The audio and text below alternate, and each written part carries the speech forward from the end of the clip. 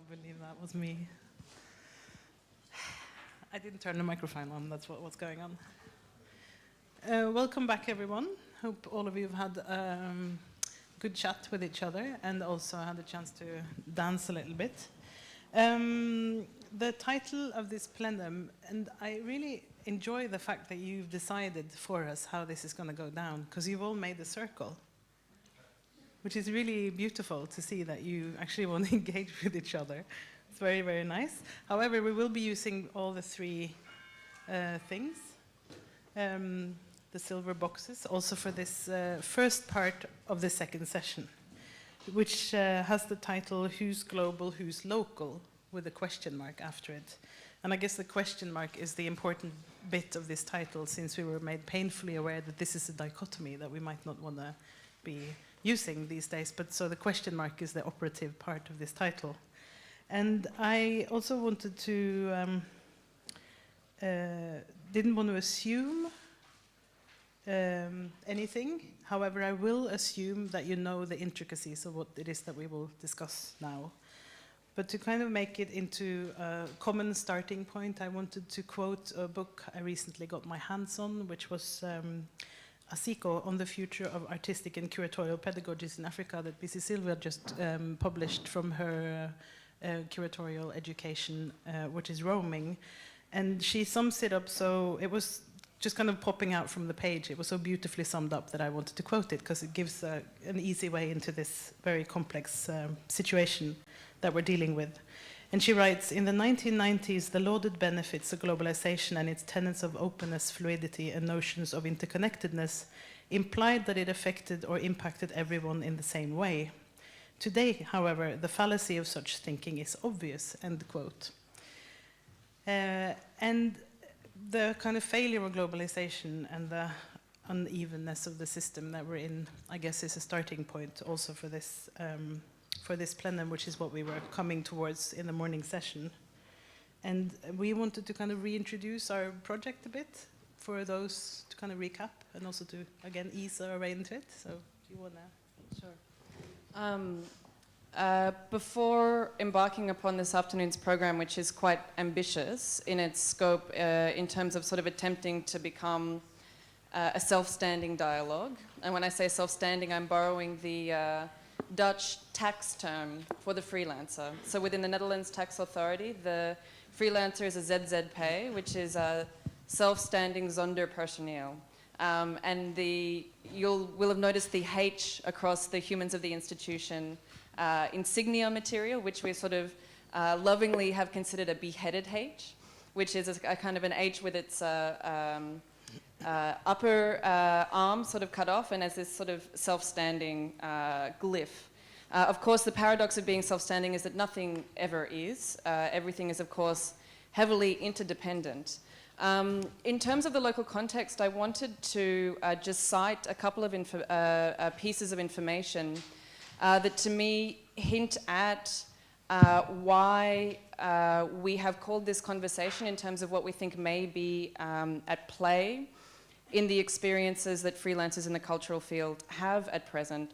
So the Social Economic Council of the Netherlands undertook a report that was published earlier this year. The report noted that in 2009 to 2013, the number of freelancers in the cultural sector increased by 20.4%, which is much more than the economy as a whole, in which freelancers grew at 9.6%. So while the number of freelancers has expanded, I would argue anecdotally that the support infrastructures are yet to catch up, and that often regulatory efforts to protect freelancers have ended up limiting their options. And again, anecdotally, I would say, for example, tax department regulations that require freelancers to report multiple income sources often tends not to burden employees to, in fact, offer wage contracts, but encourages employees to offer very limited rates across multiple contract holders, to ensure that they're not liable for employing someone who should be full-time. So another thing that hints at this position as well within the Dutch context is that the permit for a cultural worker who is a freelancer in the Netherlands by the Department of Naturalization also requires that cultural workers exclusively work as ZZP workers, and that if one obtains waged employment, one forfeits one's residency status as well. So clearly there's some kind of bind here in relation to the condition of freelancing as a cultural worker and a certain international double-sidedness as well. This is, of course, simply some notes from the Dutch context, and the afternoon program is geared towards opening this up from many points of view. Anna? Yes, that's me. Sorry. Because we wanted to, again, as we tried this morning, is to bring it not down. That's not what I mean. I mean, we're going to bring it into a realm where we all can participate, and we wanted to share a few notes on facts, actually, to start off with, as Vivian did. And one of the concepts that we're calling into question these days, or here, is actually something called industry standards. And besides speculating on why things are as they are, it is effective to also gather the data so that we can see what we can find. And the political field is also so complex today that data is one way of making visible that I think also is necessary. So we can speculate and talk about things in an abstract, but I do think that data at some point actually gives us some tools to make something visible.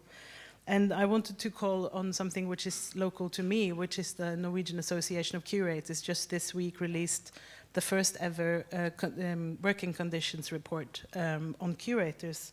And it's called the Curators' Working Conditions and Their Employers, meaning that they're both taking freelancers and institutions into account. And this will be, for those of you who's taking part in the Fees and Condition workshop on Monday, or working group on Monday, you'll be presented more thoroughly to this report, which I have to say was to me, obviously, very personally interesting. But I wanted to call on just one fact, which also shows points towards this title, who's global, who's local, because 71% of the curators who responded, and it was an all-time high response level. Like, it's not, in terms of how many curators there is in a country of 5 million people, the response level was extremely high. It was 83% of everyone asked. So that's, in terms of data gathering, that's a very good data set. But the 71% of the curators who responded to the questionnaire has had commissioned and worked abroad over the last 5 years. And 85% of those asked, or of those who answered, prefers a combination of working in Norway and abroad. So as we can see, surveys like this makes assumptions visible and confirms, and to some points also contradicts them, because we assume that the curator is working internationally, and that's kind of proven in this case. And all the invited guests and contributors here today have been invited because of the light that they can shed on practice that spans both global and local from many perspectives and from many places, such as the Netherlands, but also outside of the megalopolis of the Randstad that I now know intimately from hanging around in the Netherlands, that you'll know more of later, Beijing, Zagreb, and there are so many people from so many places that this is promising as a discussion. And in the program notes that you got this morning, or just now, you can read short introductions to the focuses that they've chosen. There's a little short text that gives you a good overview. And those have been put down to help us start the conversation about the main question today, which is also what Vivian reiterated from the program this morning, and I'll reiterate it as well. What forms of social or cultural consciousness and organizing can straddle these contradictions long enough to affect change in industry standards in contemporary art and further afield? And we'd very much like to start with Vivian introducing Club Solo. Club Solo, yeah. So we'll go very quickly through a series of 5-minute presentations with quick opportunity for questions afterwards, but directed mainly towards maybe gathering more information or clarification, with a large amount of time reserved at the end for conversation. So we're really happy to have Club Solo with us and to hear from them. They are an independent artist-run centre in the town of Breda, which is in Brabant, in the south of the Netherlands. As Anna mentioned briefly, there is a bit of a policy conversation going on in the Netherlands at the moment around quote-unquote regionalization. It's of course attendant to a bigger political crisis around voting patterns between urban and non-urban areas as well. Something that's wonderful about having Club Solo here is that I think they really stand as peers among the group that we have here. And that's something that I think Anna and I have been very careful to do in inviting the speakers today, is that I think we really have a group of people who potentially, although coming from vastly different places, in many ways see eye to eye. So Club Solo, could you please start?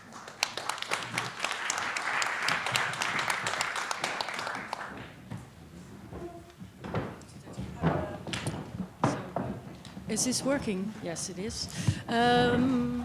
Hello, my name is Iris Bouwmeester. I'm one of the co-founders of Club Solo. Next to me, the man behind the wheels, that's Thomas Bakker. He's also one of the main founders of Club Solo. Well, actually, we started about 4 years ago, around 2015 and 2014, and there was mainly a big crisis in the Netherlands, a cultural crisis. There were many political discussions, and most of the time the art was very much not insulted, but not taken seriously and called as a left-winged hobby.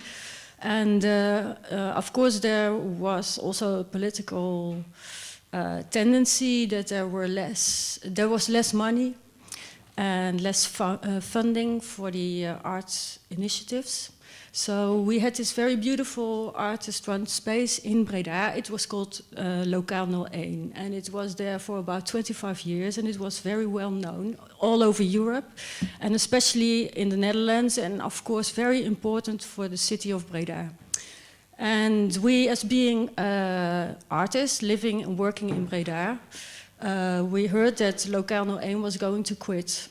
And this was really a tragedy for us, because we were growing up with this center, and in a way we were always relating to the works we saw there. And because we didn't have any museum left in Breda, so no modern art museum, and also Lokaal 01 was leaving, we felt a responsibility to take over the place. So that was the main reason to go and start a new initiative, and we decided to call it Club Solo. Okay, so what we wanted to do, we never had and never have the intention to become curators. We are artists.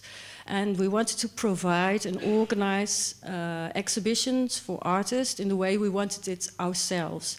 So we decided to organize only solo exhibitions, and we wanted to connect these solo exhibitions to other institutes like museums. So maybe you can tell something more about this. Yeah. Well, there's a bit, I'm gonna take it off. Yeah. Does this work? No, it's not gonna work. Yeah. So the reason that we started was to provide artists in the possibility to have the whole space and to let them make their own show. And we selected artists, but at the same time we wanted this artist that we select, which is in the area of Netherlands and Belgium, we wanted them also to get in contact with institutions that they might not necessarily meet. So with these solo exhibitions, maybe you can show a few pictures of the exhibition. This was our first presentation when we just started it, and we immediately went to the Van Abbe Museum, to Steven ten Tijen, which I already knew before, and asked him if he would be interested to collaborate with us, and that he could be open for a way of collaborating in the means of sharing works from the collection and giving them as a reaction, so a physical response to the selections that we made with our artists. And this turned out to what it is now, where we just present a solo artist, and the solo artist gets the opportunity to get in contact with the musea, which is or the Van Abbe Museum or the MUCA, the Museum of Contemporary Art in Antwerp.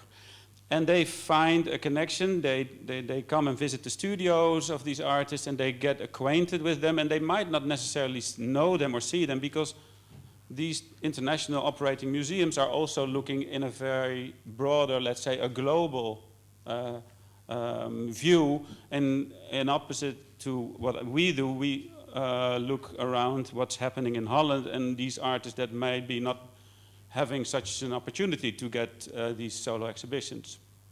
And that's, I think, the simple concept of what we do.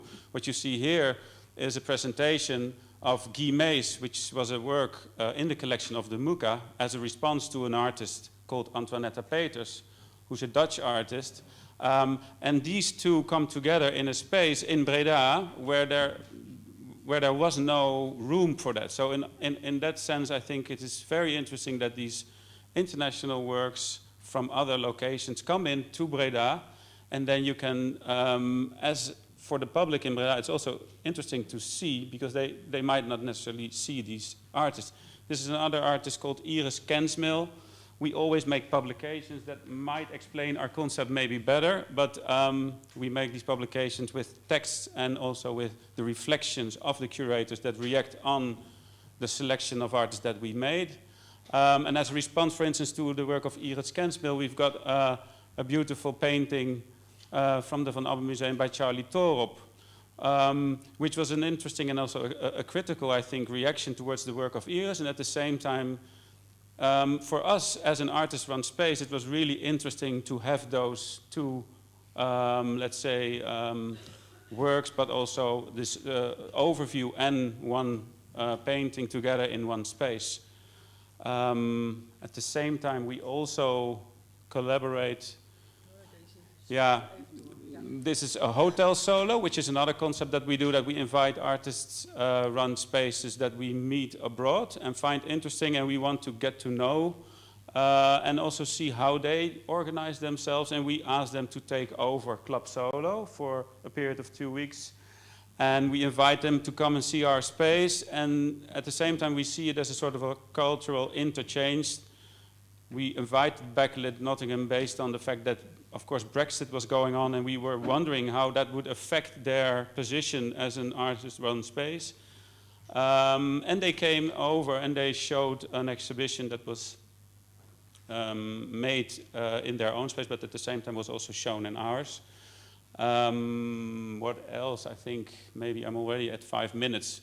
It's what is important to say, I think, is it is a non-hierarchical form that makes it possible to interconnect with these two organizations, these two institutions, and we are still remaining this, let's say, artist collective that try not to focus too much on the curatorial, but more on our own curiosity that we have in relation to artists that we find personally interesting, and that not necessarily have this platform, which is quite often you see the same people in the same circuit, or it's in the galleries, or it's in the, so we always try to find underlying artists that might not necessarily be that visible, and those artists, most of them are in their mid-career, so it's not about young and upcoming, but we try to find artists that are constantly working but not have this immediate attention towards them. And those artists, they get the opportunity to work in our space and collaborate. Maybe it's already enough, but... Yeah, Vivian, are we over our 5 minutes? Yeah, let's Yeah.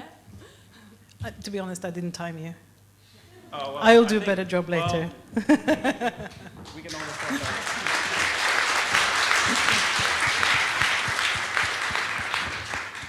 I was just assuming our very strict instructions were to be kept. Ha. So then it's a really, I'm really pleased to get to know your practice a little bit more, since obviously I haven't had the chance to visit yet. But it's a very nice segue into Charles Esche, please. But you can now, actually now you can choose which direction we're going, if you want to be there or if you want to be there. You want to be there. It's, yeah. That's lazy. I'm assuming, again, this is no need for an introduction really, but Charles, of course, directs the Van Abbe Museum, who was also just mentioned, and is also invited because of his practice, which constantly reliefs this local city museum with an international practice. So please. Yes, thank you. We've all got 5 minutes, so I'll try and stick to that. Is this working? Yeah. What I thought I would do it, I mean, I sort of gave a brief description about the possibility of the art museum becoming a meaningful public institution in a diverse and often antagonistic society, and I suppose that's what I want to respond to, maybe particularly that word possibility still, which I've used for many years, but I still think is a constructive term in the context of cultural practice, of artistic practice, you know, to create possibility, to create something which doesn't already exist, for art to allow you to say, I can. Not necessarily that I will, or that I have to, but that I can, that I have this capacity. And I think that's what possibility, in a sense, in Art der Kunst and the große deutsche Kunstausstellung that began the division between a certain kind of politically acceptable art, realism, if you like, and the avant-garde. And I think it had huge effects, of course, in the post-war period in terms of the political position of art. Perhaps to some extent coincidentally, not entirely politically.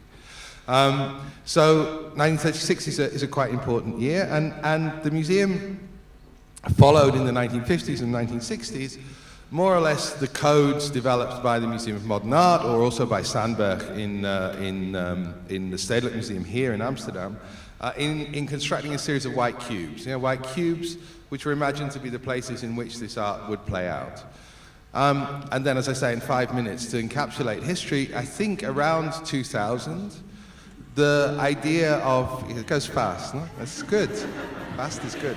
That around 2000, we moved from this white cube, and we went through maybe a stage of a black cube for a while with video art and things like that in the 90s maybe, but I think significantly with the 2002 documenta, this idea of the platform. So somehow this three-dimensional space collapsed to a one-dimensional or two-dimensional space, and this platform was opened up, this platform in which encounters could happen, which were perhaps different than the all-encompassing nature of the white cube.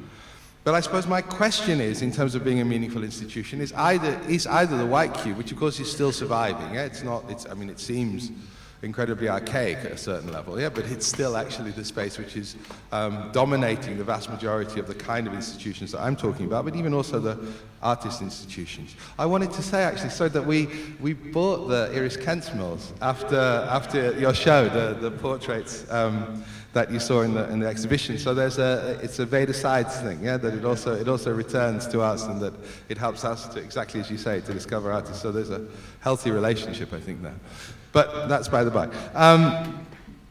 Essentially, I think that these spatial metaphors that we've been using, the white cube or the platform, feel to me to be rather inadequate if we ask the question, what do we want to do? Or what do we want to achieve? Or what kind of transformation do we want to help facilitate? Because in the end, we have to help facilitate something which is wider.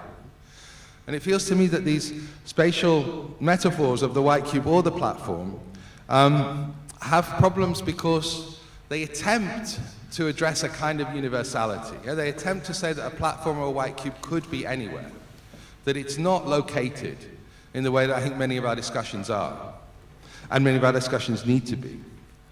That it's a space which assumes two things. It assumes that the behavior of people is already known. So it means that you're speaking to a set of individuals, and they are mostly addressed as individuals, yeah, who already know how to behave in that white cube, and have learned how to behave in that white cube through some form of osmosis, which is actually called class education, which allows them to behave in that certain way. So we're only addressing a certain section of society, a certain ethnicity in many cases, within these kind of spaces. And it's also assumed that that doesn't need mediation. Yeah? That it's possible to simply present the white cube, or now the platform after 2000, as spaces not in need of mediation, not in need of preparation, but simply for what they are. Yeah, they are what they are. And I think that within the kind of critical societies that we are, or critically antagonistic societies that I think we have now, I'm not sure whether those assumptions, the assumptions that the spatial metaphor, the creation of space, is the way to produce possibility, or the idea that a universal or an unmediated space is actually the ideal location for the kinds of activities, are valid anymore. At least if you want to preserve or want to produce a kind of transformation in exactly those relations, those antagonistic relations, which the museum is itself reproducing, I would say, through using those kinds of platforms. So what does that mean? What does that consequence mean? I think it means taking account very much of where you are. And so I'm going to go back to the next slide, which is from even before 1936, and it's this slide. Because one thing, and I go back to Ahmed's talk actually in this question of things becoming visible that were invisible before. Not necessarily through any ill will, not because our predecessors who worked in these spaces in the past were, radical conservatives or Nazis or whatever. I mean, there was a Nazi who worked in the museum during the Second World War, it's true, but they weren't all that. Yeah? But nevertheless, this relationship between this space, no, it's not going to work, between the slide before and this one is, it's on a delay, and this space is not particularly, or was not particularly obvious. But these people that are sitting here, these women who are tobacco planters, are the foundation and are responsible for the existence of the Van Abbe Museum.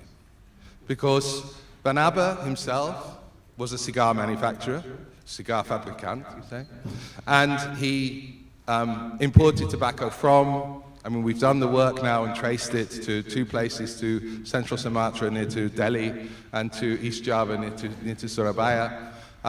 He imported the tobacco and made the cigars, which produced the money, which produced the surplus. That surplus went into his art collection and eventually into the museum.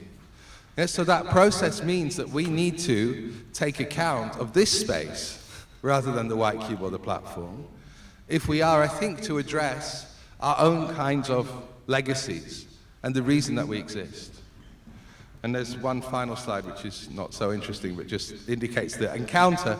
The man facing you, right at the end of the line, right at the back or the right-hand side of the picture, is Van Abbe himself. And these are three princes from the royal family in Delhi, in Sumatra, supported by the Dutch occupation, who are inspecting the production of the tobacco, of the cigars from the tobacco that are grown in plantations on their territory. So there's this meeting at this moment, in 1931, so 5 years before the museum. So this was known, it wasn't that it was necessarily hidden, there was a direct connection. Van Abbe himself understood that his money came from lands that these people owned in their feudal system, Sumatran system. And yet, that was always absent from the white cube or from the platform. Also in the time, I've been there now 13 years. In the first 8 years, I didn't really take notice of this story.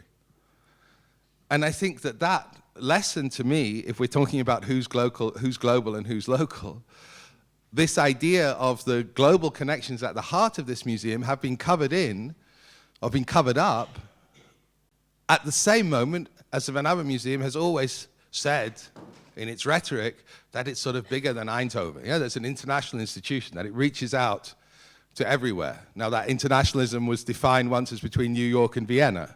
That was internationalism up until the 1990s. It's changed. But this connection, which is far older than any of those, has not appeared. So what I would plea for is I think a process which is which feels like a gesture towards in the line of decolonizing. But as we know from Walter Mignolo, Rolando Vasquez, other people, the colonial and the modern are inseparable. So maybe for us as an institution in Western Europe, with our modern and modernist heritages, perhaps there's as much a case to think about demodernizing by making these connections. Demodernizing away from the modernity of the white cube, or indeed the modernity of the platform, alongside a process of decolonizing. Both are necessary, I would say. And that's particularly, I think, a European or a Western European question. How that might be operated is something that I think we need to think about, but it also means for the institution not to be a neutral space, not to be the space of the white cube or the space of the platform, which imagines that people can come together, but actually to think about very firmly taking certain positions, which are difficult in political climates where it's easier to be neutral than to take a position. But to take those positions and therefore to modify maybe a word that again I used a lot, like possibility in the past, which was hospitality, that an institution should be hospitable. I think in the current political climate, alongside hospitable, we also need to be hostile. And we also need to actually say that certain discussions, certain ways of encountering each other are actually not wanted. And I think in understanding who we need to be hostile to, we might be able to position ourselves better. Thank you.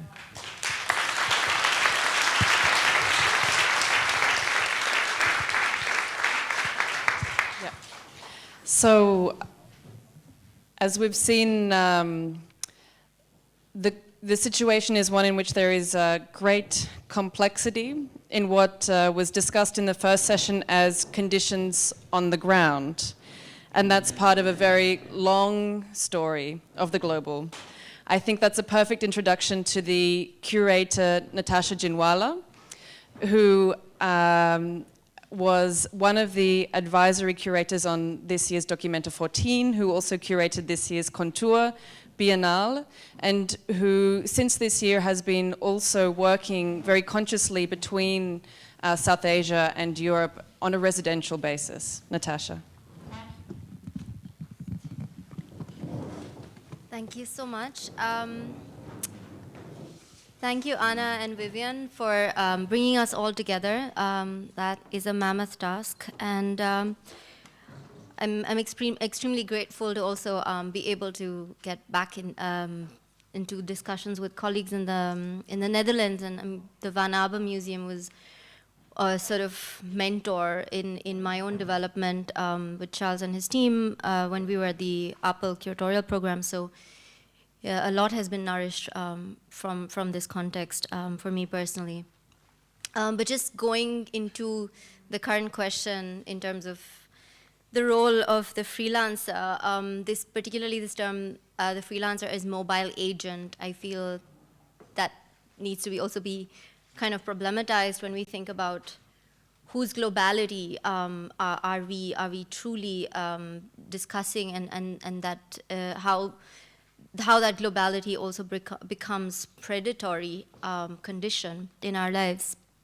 Because between these polarities of refusal and complicity is the role of the freelancer to keep saying no from the inside. This is what I have come to, in the sense that of course, you work from within the institutional fold, but your job is also to begin to think about the processes of hacking from that very inside, which often entails a kind of daily refusal and yet of also enabling a certain kind of comradeship and building trust with artists, because you get taken into that institution with certain kind of conditions and ties, and you invite artists based on those conditions.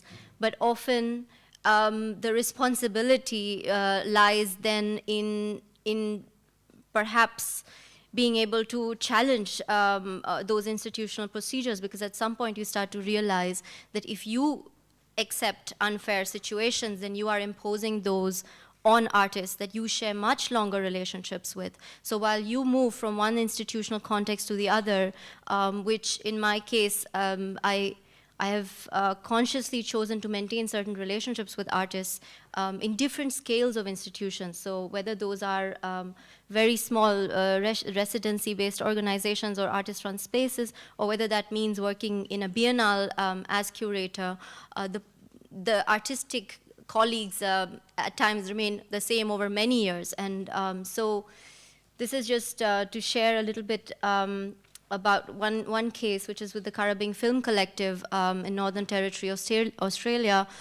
We began working together, Vivian and I, with the Karabing members now nearly 5 years ago, basically showing each of their film productions in very different contexts. And for a long time, the members of this collective, which numbers around 25, did not have passports, and they are of different generations. So the point is not really the mobility of the freelance curator, it's the responsibility of, as a curator, of what it means to share this practice, not to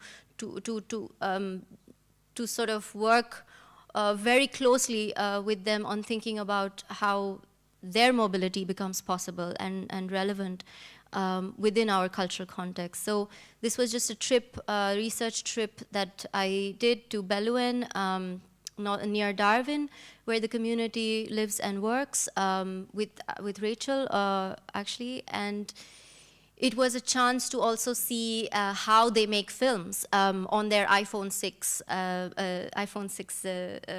and doing recordings on the go, what it means to be an do improvisational acting, because that is a true way of telling the story that has to do with everything from extraction to the grabbing of sacred sites, to the toxicity within those terrains over decades. And so, yeah, this is just one case in point. I mean, of course, now the Carving Film Collective has become much more familiar to a lot more institutional contexts, and they have been traveling a whole lot this year. But this is only very, very recent, and so I think it's important to kind of think about these struggles and the way that one needs to push institutions in order to make these infrastructures possible. Also, just a few more points that came up in the introduction and the course of today. I wanted to just think through with the way Vivian introduced our session of, even the privilege of being a local. This is something that a lot of us are denied, because often, you enter a meeting with somebody in an institution, and the first question they ask you after "where are you based now" is "how long are you staying?" And this question, "how long are you staying?" is something that one kind of automatically takes you to be somebody who is excessively mobile, either because you must leave, because there are stamps on your passport that tell you when you can come and go, or that you cannot afford to stay long enough, and there have been many times when just personally I meet people in Berlin and they say, yeah, so when are you going? And I say, no, I've been living here for 4 years. And so I think that's something that also needs to be considered. What is the privilege of being a local in today's Europe, and also the exhaustion of being a native informant, because as you know, the native informant comes from colonial antecedents. So there is the corporation, the Dutch VOC company coming and saying, please inform me where the minerals are, please inform me where the banana plantation is, etc. And so I'm more interested in say, the kind of position of somebody like Ulysses Carrion, of the native foreigner, and the idea of what the native and the alien mean in our context today. And also of thinking through locationality in the terms of, say, Jose Munoz's idea of the brown commons. So what does that mean, and how do we implement that within our exercises as constellations of cultural workers? Okay, just I know I have only maybe, I don't know, 2 minutes left, so it's maybe not the best time to go into the exercise of working in Documenta 14, but I just feel that it's quite important for me to stress just a few things today, since also there was a presentation that in some ways discussed the presence of this edition in Athens. I just wanted to say that as a member of a very large team, and particularly of what it meant to work not in Documenta as a sort of major German exhibition mega format, but really Documenta 14, what it meant to us as a kind of non-national group of cultural workers who came together with a very challenging proposition, perhaps a proposition that had in its implementation and in its very outset a certain possible failure, and that was something also that was embraced in trying to make this process possible. I mean, this is also important to remember, this is also the exhibition in which a Nigerian artist, Olu Oguibe, who's also been curator, poet, critic, whose work in Kassel that stood in the middle of Königplatz was called out by an AfD member as entartete Kunst. So, you know, there are certain kind of processes that are active among us. And it's not to say that a certain kind of solidarity needs to be shown. Of course, there needs to be skepticism, but also that for me, it was extremely important that we did take a certain kind of position and got into pretty much trouble for it. So you do have, you know, the call for what would be a fiscal debt now being called out to say, okay, you know, where did all this money get drained into? And there is a sort of mechanism underway to then form right-wing attacks as well. So that's also something that becomes part of the responsibility of a curatorial team way after your contract is over, to at least discuss it and to think about it.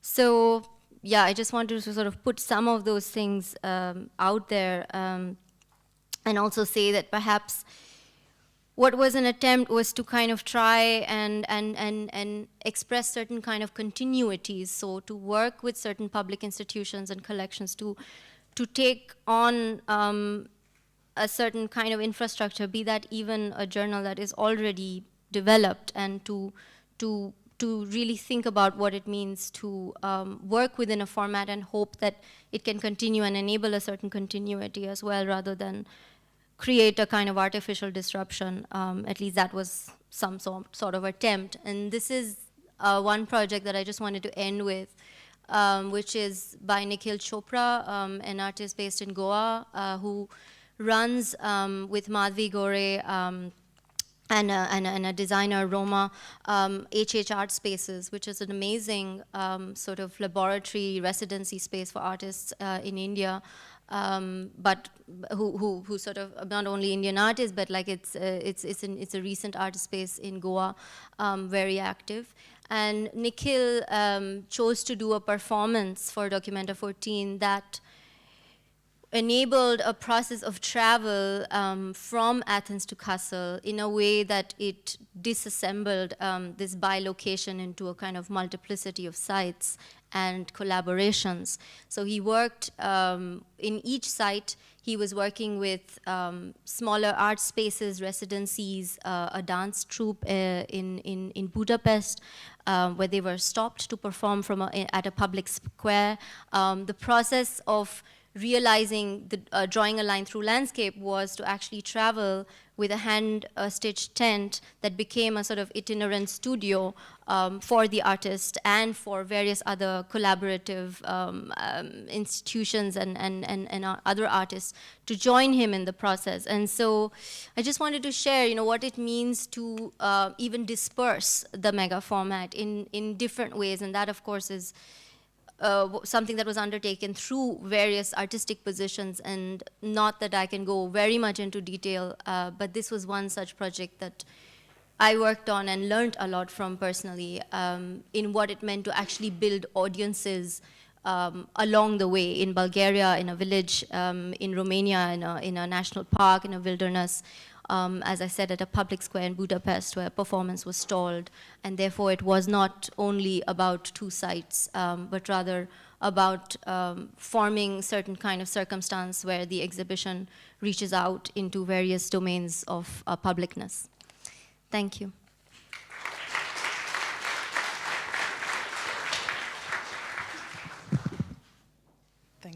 Thanks. Oh, there you are. Lara, this is yours to keep. Yeah. Do you want to go over and visit Vivian? Yes, you do. We're really sticking to format.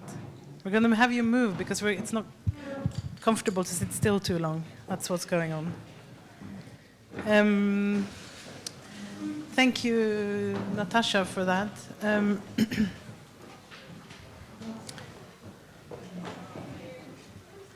I guess it was a really nice ending, actually, to lead into Lara's talk. Was that intentional? Do you know what she's going to talk about? Because we're not only here to discuss how we work, but maybe also where we work. And Lara Kaldi has investigated many formats of institutions in her practice, but today she will focus on one that is not so often spoken about, which is the Curators studio.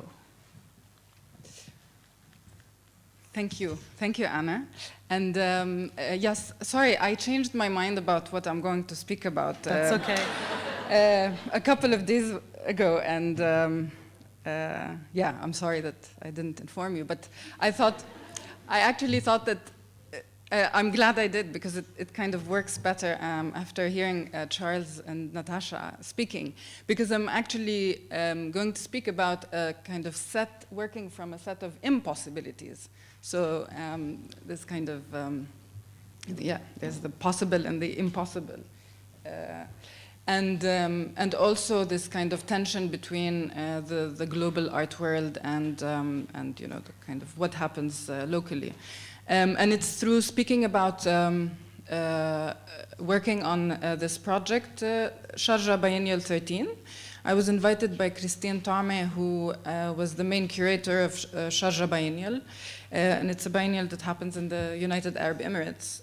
Christine Tame decided to invite a few colleagues to curate projects that were in different cities than Sharjah. So the main exhibition happened in Sharjah, and we were asked to curate projects in Dakar. Kadratia worked on a symposium on water. In Istanbul, my colleague Zainab, also who's here, actually worked on produce in Istanbul on an exhibition. And I did a project with colleagues. I co-organized a symposium with Rana Anani and Yara Saf al-Hayt in Ramallah, and I edited and commissioned 8 artist publications. And I wanted to speak about the project in Ramallah as a kind of concrete kind of example of these different tensions. We were each kind of given a keyword or proposed to work around a keyword. And the keyword for Ramallah was, Palestine was earth. And, you know, there's this kind of, I don't know what you call it, like a kind of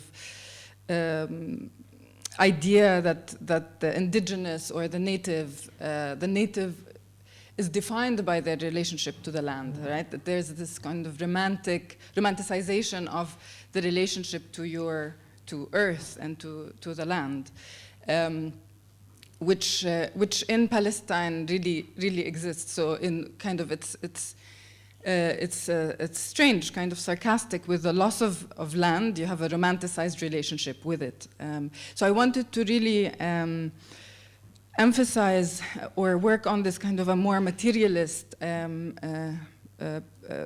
relationship to Earth, right? And so I began looking at the underground, but really literally the underground. I mean, both in some cases, but we looked at infrastructures, so water, for example, and I was thinking while Ahmed was speaking today about this project by an artist, Armenian artist, Benji Bayajian, the project called Clogged, kind of tracing the history of aqueducts in Jerusalem up until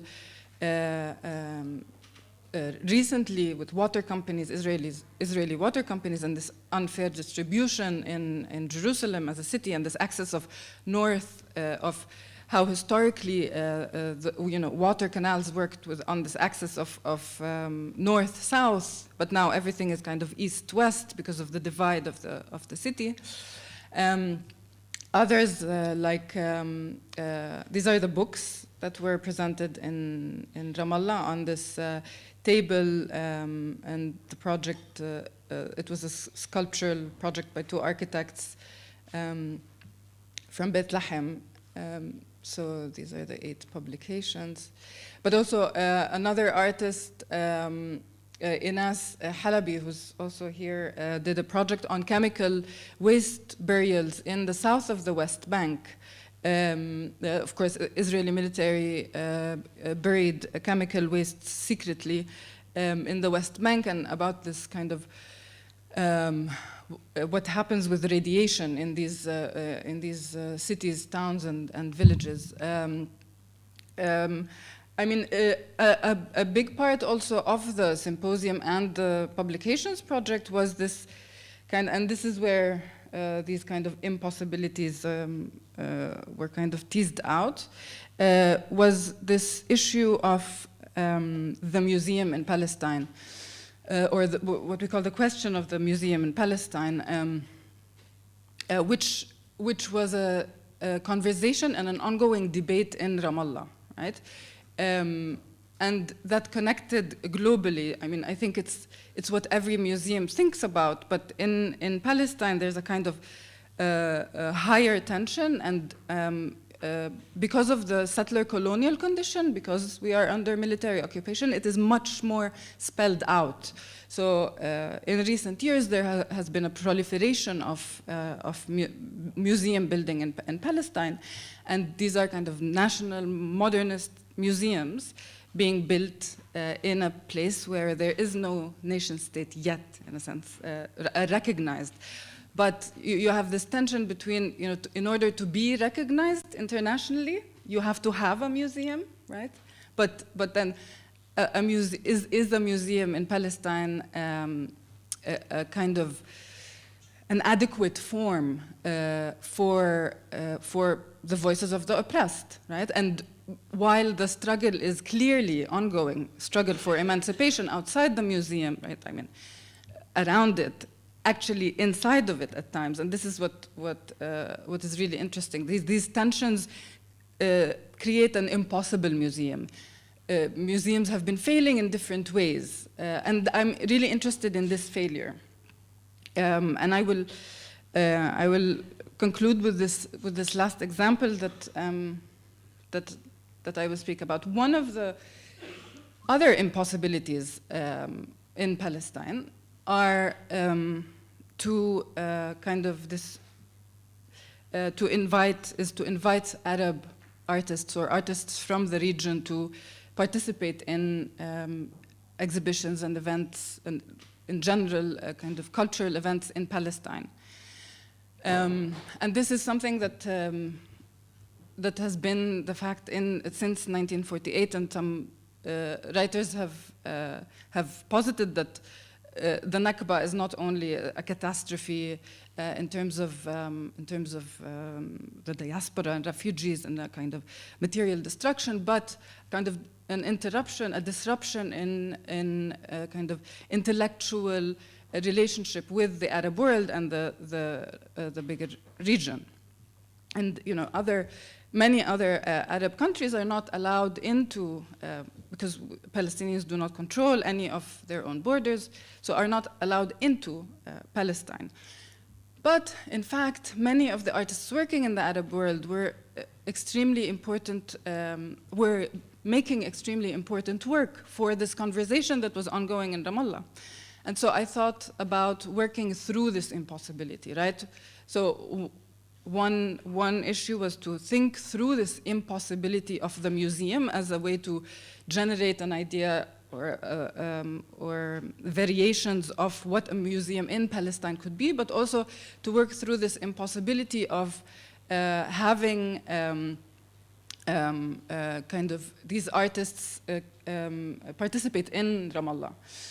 And of course, for example, Rasha Salti and Christine Khouri were these two curators working on doing research on the Solidarity exhibition, the itinerant museum that was started by the PLO in 1978 in Beirut was extremely important.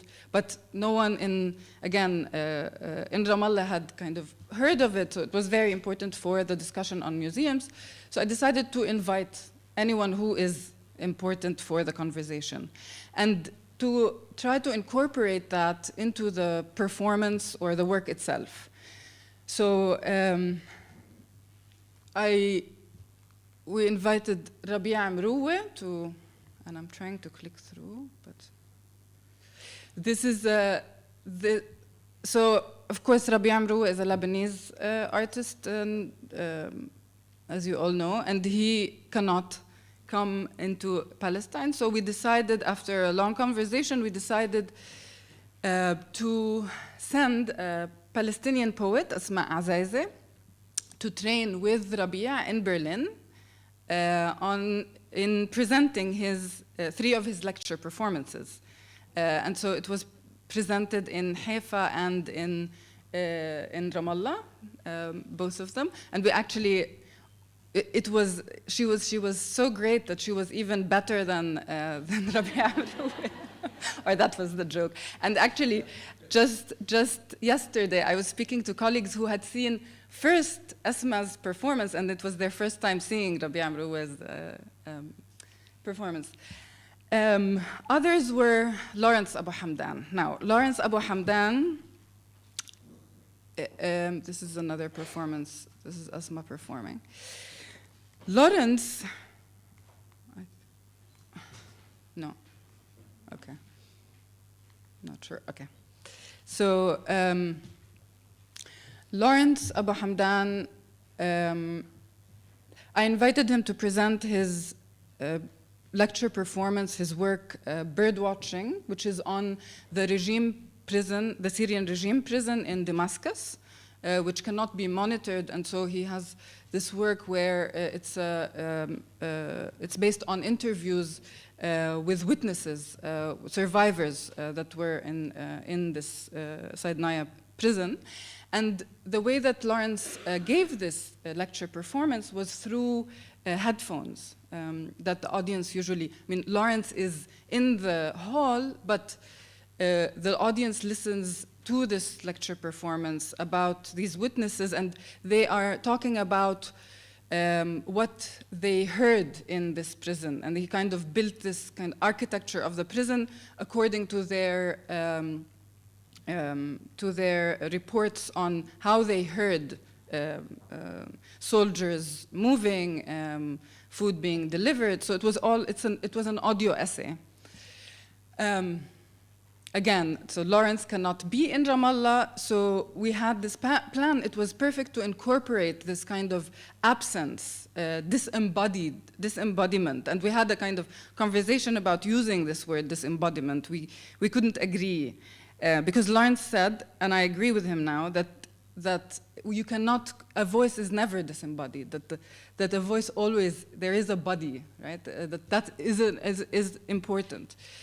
And so we agreed that Lawrence would be speaking to us live from Berlin, and that he would be hacking the computer in Ramallah, and the audience would be listening to him through headphones. But 10 minutes through this lecture performance, the infrastructure, communication infrastructure, crashed, right? And we could not hear Lawrence anymore.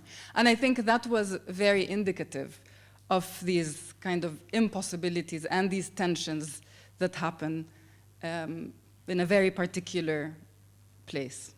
So, I mean, that's it.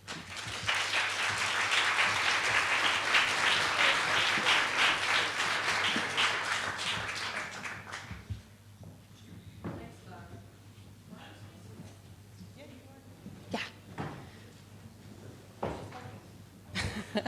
It's on, yeah. Thank you, Laura. And our next contributor is a longtime colleague and friend as well. And I'm very excited to have Carol Yinghua Lu here with us from Beijing, because she in particular is undertaking some quite unique and compelling research into the emergence of arts policy and contemporary art markets in China. And is particularly going to talk to us about the paradox of a context in which the emergence of an art market was at an early stage a state policy, and so the impossibility of being outside the state or the market. Thank you, Carol.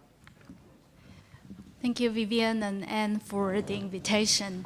I wanted to travel the distance between where I was sitting to this spot, just to suggest not only a kind of feeling of quite remote to a lot of the discussions of the cultural productions that have happened in this space today, but also to indicate that perhaps in the same way what I will be presenting here today will appear as a kind of remote condition to you, not only because it's a condition or it's a situation that had taken place in China, but also it was also a remote case study that happened in the beginning of the 1990s.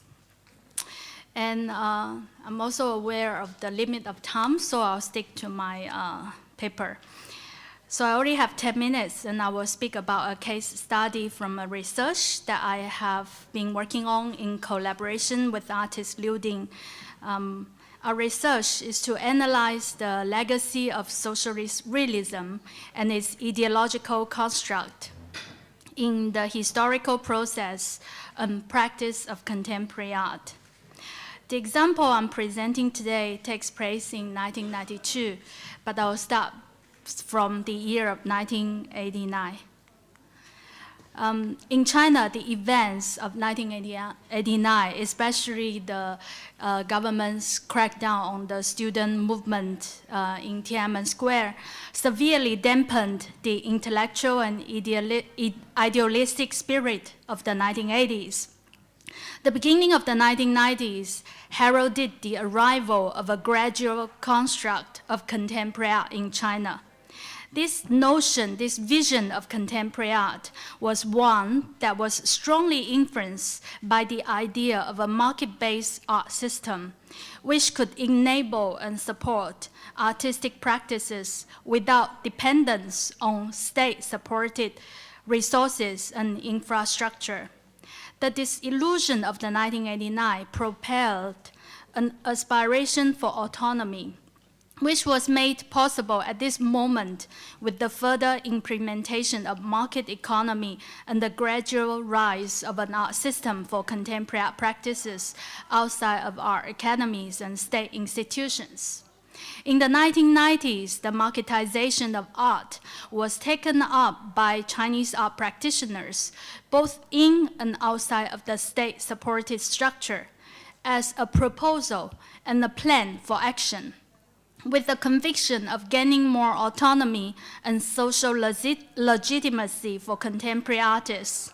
One outstanding example of such endeavors was the first 1990s Biennale Art Fair, the oil painting section. This is an image of the opening ceremony. The artists were taking a group portrait photo. This rather lengthy title was the English translation of the Guangzhou Biennale, which was its Chinese name. So there is a gap between the English name and the Chinese name, and the organizer of the event was very conscious of this gap. It took place in Guangzhou at the time when the Chinese president then, Deng Xiaoping, made his historical trip to Guangzhou and Shenzhen in 1992. Deng's trip famously accelerated the country's march into market economy. The initiator of this exhibition was Lü Peng. Prior to this event, Lü Peng was an avid translator of Western art theories and histories from English to Chinese and worked in a state institution for literature. From 1991, he left his job, founded and edited an art magazine called Art Market. The magazine carried interviews and essays by many artists and critics who argue for the significance of the art market for the healthy existence of art practice and circulation. It was the creation of a discourse for an art market for contemporary art that would soon be tested in reality by Lü Peng and himself and his colleagues. This is the guy with the glasses on the left is Lü Peng himself. As the artistic director of the first 1990s Biennale Art Fair, Lü Peng was determined to invent a financially lucrative plan for the organization of the exhibition. He secured an investor to fund the organization of the exhibition, which was held at the International Conference Hall, Guangzhou Central Hotel. Each participating artist was required to pay an amount of RMB 300, equivalent of US $50, as a registration fee and would receive a receipt as proof. By becoming the investor, the company owned the award-winning artworks evaluated by a jury of art critics as academically valuable and gained the right to sell them for profit at the exhibition. 350 artists with approximately 600 artworks were registered for the exhibition, the majority of whom were Chinese, with a few from countries such as Britain and Italy. Within the exhibition framework, Lü Peng set up a procedure of engaging a group of 13 art critics, judging the artworks.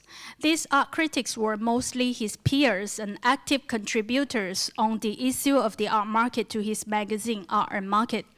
Each art critic received RMB 3,000 for their engagement with the project. According to his design, this group of critics would nominate a group of works that would then be recommended to the investor for purchase.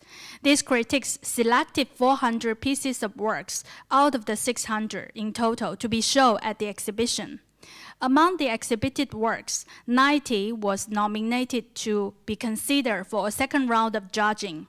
Through a voting process, the jury finally selected 54 pieces of works to be assessed by Lü Peng, the artistic director, who would determine which half of them would be awarded. The top 27 finalist artworks would be collected by the investor. The entire selection process placed great emphasis on establishing the selection procedures and following the rules set beforehand and agreed upon by all participants. Legal counsels and notaries were involved to help secure fairness. Everything was meant to appear in the order of a formalized business. The goal of this endeavor was to create chances for artists' work to be circulated, which would help facilitate an art market myth, relying upon new discourse, theory, and practice. These critics introduced those artists who were not included in the official art system to the market. The intention of such a move was to open up the domestic art buyers' market so as to build and improve the authority of Chinese critics and to make critics the mediator between artworks and the market. To some extent, to build up the market value of artworks was considered equivalent to the establishment of the historical status of artists. Another agenda was to establish the authority of Chinese art critics as opposed to Western art dealers and critics in their influence on Chinese contemporary art. On October 23, 1992, this large-scale exhibition was launched in Guangzhou and concluded on October 31st. Donning Western business suits, the participating critics attending the opening, with the attendance of 38 journalists. Soon afterwards, imagination about art market had solidified into reality, and all abstractions turned into concreteness. In hindsight, such measures were no more than a manifestation of the fact that the market-oriented mentality had overwhelmed the Chinese society at that time. Still, it was significant and driven by a somewhat idealistic spirit. Nevertheless, it overemphasized the myth of the market and the important role that the market played in the legitimization of the social meaning of contemporary art. It also identified the economical gains with the advantageous position of art in society, both of which later cast myths over the art practices in the art system. In essence, this vision for art was embedded in the market discourse and the discourse of modernization, both part of the state ideology of this period. It underestimated the power of the state structure, and instead of offering an outlet for independent art practice, the market was further implicated in the political agenda of the state. As the 1990s continued, the market and the state became more and more tightly connected with each other, instead of working in opposite directions. As those involved would soon realize, both the separation of the market from the state and that of politics from art were simply long-lasting myths. Thank you.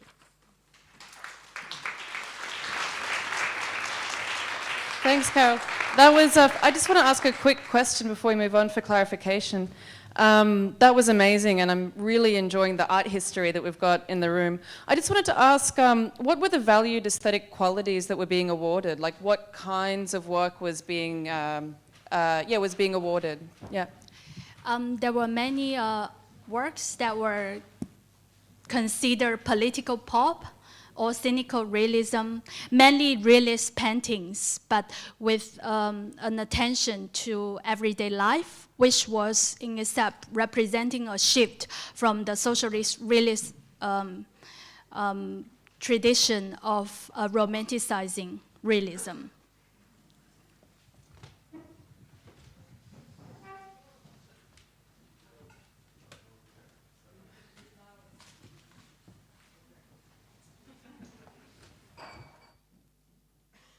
Thank you so much, Carol.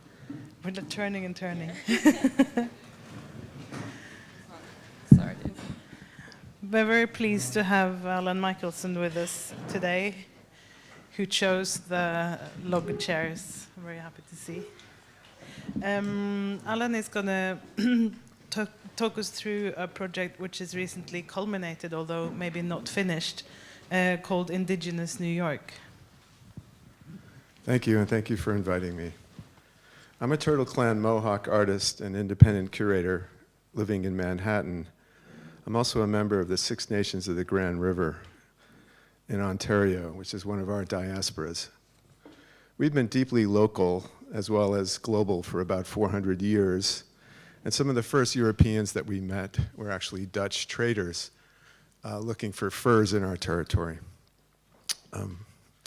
Over the past decade or longer, a vibrant critical mass of indigenous artists, curators, critics, and scholars have emerged on the world stage in the form of biennials and residencies and conferences, something like this. But this was not registering in New York City. Our few indigenous curators in the Northeast were not active in the local art world and had not developed relationships with non-indigenous institutions that could benefit our artists. Indigenous friends from all over the world would visit the city and ask where they could see contemporary indigenous art, and I was tired to having to disappoint them. I was also tired of my own disappointment with the institutions and tired of waiting for the change that never came. So in the summer of 2016, I bumped into an old friend and colleague, Karen Quoney, who's director of the Vera List Center for Art and Politics at the New School. A long time ago, we were fellow founding members of the artist collective Repo History, and had shared political positions. Over coffee, we discussed the growing global indigenous and soon decided to partner on an initiative called Indigenous New York to initiate dialogues with local cultural institutions towards an effort to promote greater indigenous visibility and presence in public spaces. We got a grant from the Rubin Foundation and launched our first Indigenous New York event in the spring of 2016, and later that year, our three-part series, which you can see in this slide here. The first one was curatorially speaking, where we brought together in a closed colloquium Indigenous curators and their non-Indigenous counterparts in New York, and we did that with critics. And then just last weekend, we did it also with artists. Relationship and responsibility. We also brought analysis, diplomacy, consensus building, and strategies to bear, eventually evolving a structure for our events that included social gatherings like dinners, receptions, and eventually karaoke, a closed colloquium for roundtable discussions on curated topics, and a public panel. We amplified our event and stretched our budget by coordinating our events with others, similar events at CUNY, the Whitney, Artist Space, and the National Museum of the American Indian. In the process, we opened up public space for dialogue and relation, for Indigenous knowledge and discourse, for listening and learning, and are working towards true collaboration with some of these institutions. Ones that challenge the hegemony of the market and the sort of constant tokenism that we face. Our event last weekend began with a tour of the exhibition Transformers, Native Art and Enlightened Sound at NMAI, curated by our past participants, Kathleen Ash-Milby and David Garneau. Then this is a work by Marianne Nicholson, who's a Kwakwaki artist. Then we went to Seeds of Change, which is on the left, an exhibition of the work of Maria Teresa Alves, who received the Verlis Center Award this year. And on the right, the Jimmy Durham at the Center of the World show at the Whitney. These openings, plus the Whitney panel on the complications of identity, were in the evenings preceding our event for maximum effect and audience. After the Whitney tour, we walked a few blocks north along the river to West Beth for an evening of performances at an amazing loft. Performances of work by Anishinaabe artist Nadia Mir, Oglala Lakota artist Suzanne Kite, and White Mountain Apache composer musician Laura Ortman. This is actually a clip. I'm not sure how to make that go. Just see if that, no. Yeah, okay, maybe this. Laura gave an incredible performance. There's some sort of a button here that I'm hoping will. Okay, well, didn't work. Is there some way to get back to the slideshow? Okay, technology. Well, I don't seem to be able to get back to, but anyways, the next day we had a closed colloquium at the New School. Okay, maybe I can just pass this by. Yeah, so there was a party involved and an amazing space. That's Richard Bell, the artist from Australia. So the next day we had a much more sober convening at the New School with artist-led roundtable discussions grounded in particular sort of collective-oriented art projects by the artists, such as Richard Bell's Tent Embassy or Post-Commodities work in Athens at the Documenta in Athens this year. The artists gave short presentations to the participants, which included representatives from the Whitney, the Metropolitan, Art in America, Artist Space, and other institutions, followed by 2 hours of table discussion, culminating in a public panel reporting the findings, followed by a reception, followed by the opening. Sorry, this is the table discussions in process. This was a format that we evolved in our first one, and that's worked for us.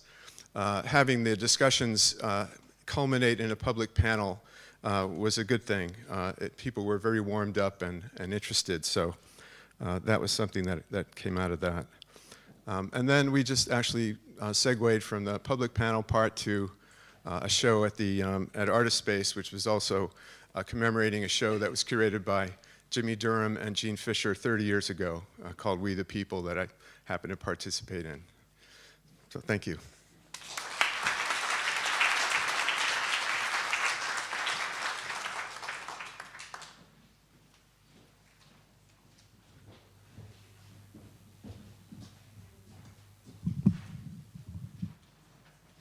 So the next, are you introducing or not? No, I'm introducing, I thought so. The next speaker is Sabina Sabolovich, another very dear colleague and someone who it's wonderful to have with us in the room, who, funnily enough, became dear to me as a colleague even when I was in Australia, particularly through the relationship of artists who were in common. I'm extremely pleased that Sabina's with us, not only for the incredible contribution that her collective has made, VHV, with their presentations internationally, notably Istanbul Biennale some years back, but I'm extremely interested in learning about the ongoing relationship that they have within the cultural landscape in Zagreb specifically. Thank you.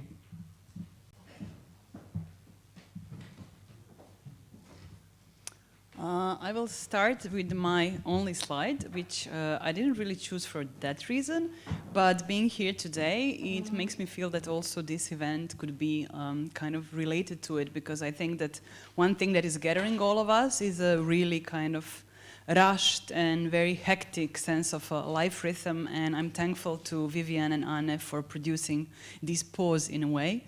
It's a work by Mladen Stilinovic, dear artist. It's called Clock Zero, and it's a work from his series White Absence from 1990. And 90s are good to mention when talking about the commitment of the collective that I'm part of to our local social and political landscape. Because basically we started in a very dense, I would say, and very unfortunate political intensity, which is in and echoes of these 90s are in a way still going on. Our first exhibition was called What, How, and For Whom, which is also the name of the collective, and it was dedicated to 152nd anniversary of Communist Manifesto. Bringing up Communist Manifesto was really important in that moment because what was shaping our landscape in Zagreb, Croatia, was first of all a bloody and violent war of the breakup of Yugoslavia. The verdicts on it are being finalized only now, in fact, in the Hague, in the court nearby. And what this brought was an intensive nationalism, xenophobia, complete amnesia about anything connected to socialist past and Yugoslavia, and also, of course, hand in hand with the really corrupted economic privatization, which is still, I would say, defining the economic position of Croatia now, with high unemployment, with high migration, and in a way a system which is kind of all the time on the basis of collapse. So we try to think of cultural production as something which should be politicized, and we tried to think of ways how to stay in touch with this context and in a way ask these questions which were part of our title again and again in changed circumstances. It's not easy to digest. It will be now 18 years of joint work because we started in 1990. But I will just want to mention two principles which are kind of defining our links to the local. One of them is that we are not alone and we are part of a large kind of collaborative exchange within Zagreb and whole Croatia, but Zagreb specifically, where in the early 2000s, really a lot of conversations started happening, not only with the out-of-the-institutional initiatives within culture, but also with grassroots activist initiatives, with informal education, Center for Peace Studies, Center for Women's Studies, and so on, where we realized that also maybe using partly a benefit that it's a really small country, we can try to get together to make a front and to influence in a way not only the cultural policies, but somehow also the space where our work will actually happen.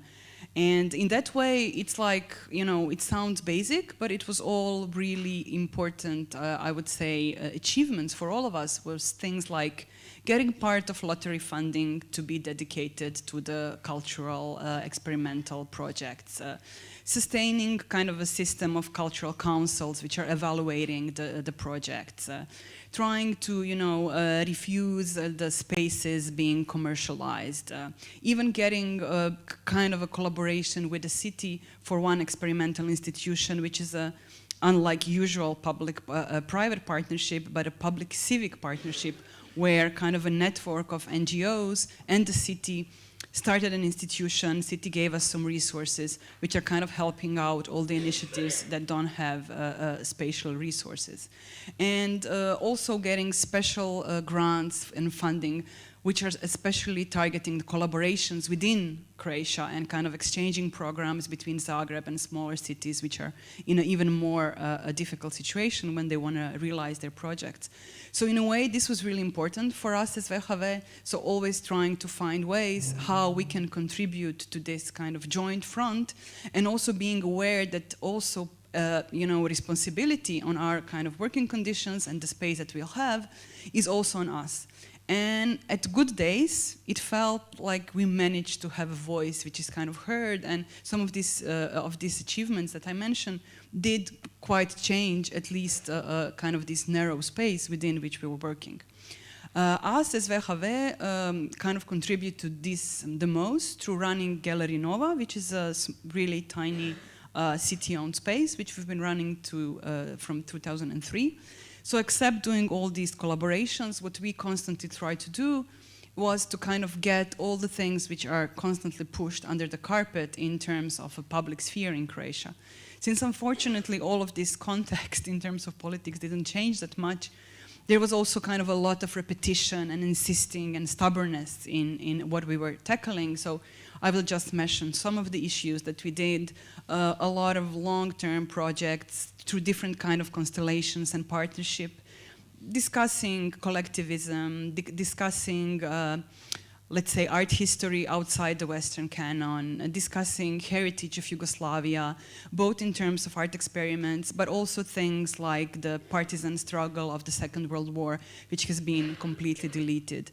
Also discussing, the side effects of the normalization on the roads towards the European Union, which Croatia joined in 2014. A lot of people ask why, we also don't know. So, also talking about issues like Gastarbeiter experience, which is the guest work kind of historical experience around Yugoslavia from the 70s. Now trying also to deal and talk about migrant crisis.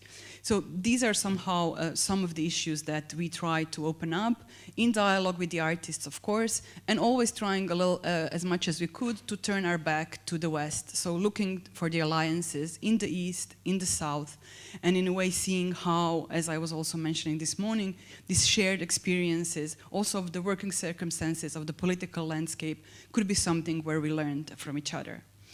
If I was making this presentation, let's say, even 2 or 3 years ago, I would say that this is a fragile situation, unstable, of course not easy, but we felt, all of us there, that somehow we did manage to win some things, and through it, that we maybe managed to also impose, at least, kind of in the public sphere, a certain value system which could not be bypassed that easily. Unfortunately, I'm now talking from a very different political moment, and this is also why I chose this illustration, because I feel that what is happening is a very harsh and a very overwhelming stop on everything that I was talking about.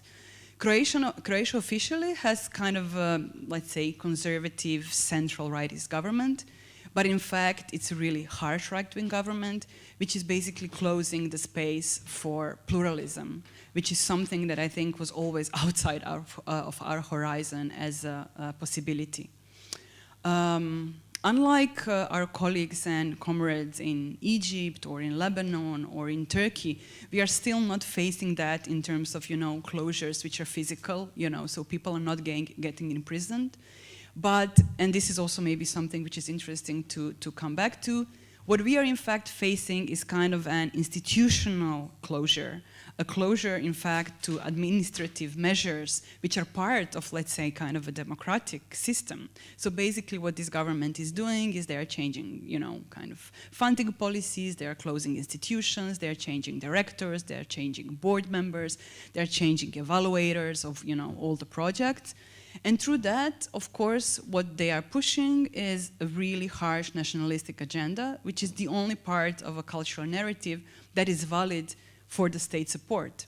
And all of us who are claiming something else are pushed in a position of, let's say, kind of a neoliberal evaluation, where of course none of us can make it.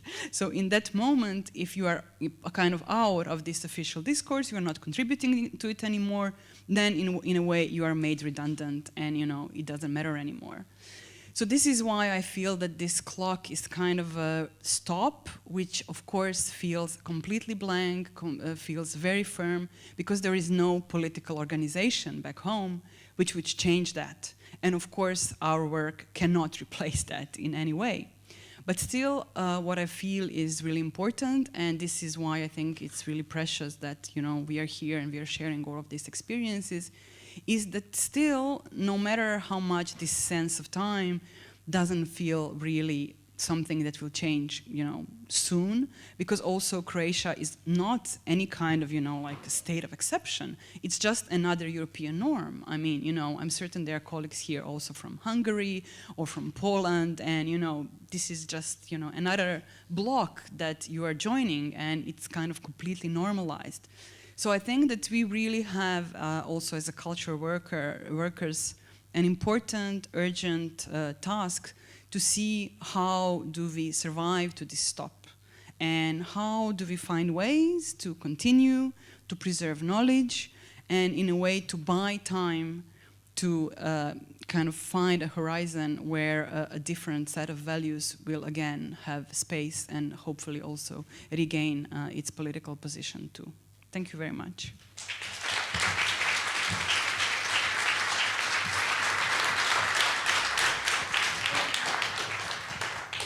Thank you. Thank you so much, everyone. We did a little experiment this morning where we took a moment not speaking publicly and gathered our thoughts, and I think that's absolutely necessary now, because there are so many different positions. And I think that and I want to pick up on a term or a concept that you brought forward, Ahmed, which was the infrastructure of people. And I think that's something that we could think a little bit about, perhaps. Sorry? Who? What's the reference? No, I know. I cannot remember the name of the reference, but I know. Yeah. But I mean, I think... Exactly. I think that's an important reference that we can get. But I think also that the term suggests something that might not be in line on what's written in. But it's such a beautiful term that it's worth using it here, because we have an opportunity to figure out what these positions can add to the practices that we try to build wherever we are, and also. If you have questions, we're a little bit uncertain of how to tie it together, but I do think that if people have time to focus, to either prepare statements or to have questions specifically to any of our speakers, I think that's a well worth situation. I think also we'd be very eager to hear from our balcony callers. So if I could throw that kind of to you, that will start with maybe a few comments from you guys. Not right now, that's what I'm saying. We'll take a few minutes. But you seem to be having a dialogue right there, so maybe if you want to share. So we'll do that, and also, yeah, we'll alert you to when we're coming back to this forum. Thank you.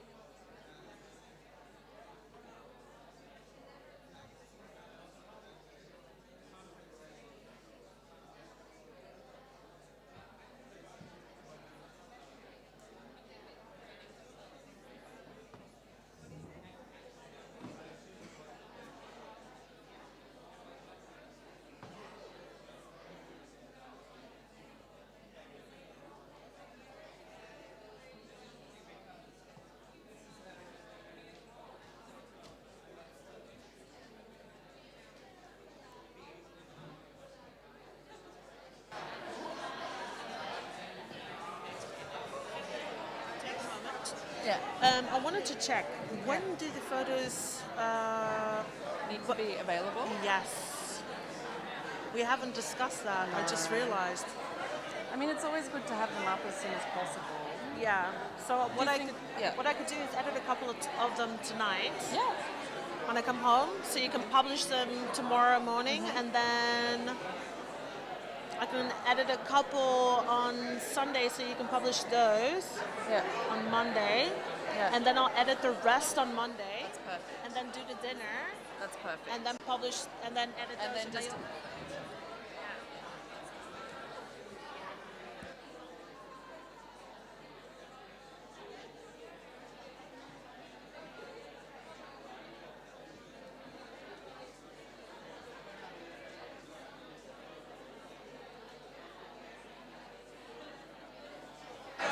I'll stick close to you for a second.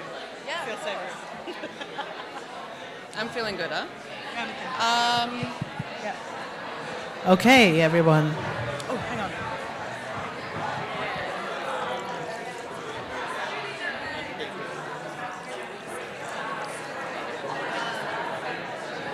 Hello?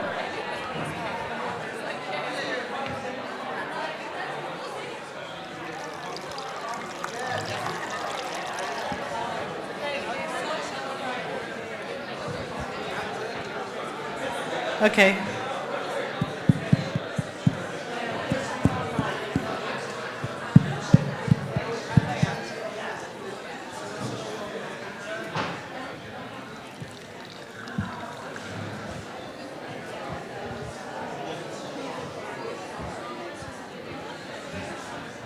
Shall we make a start?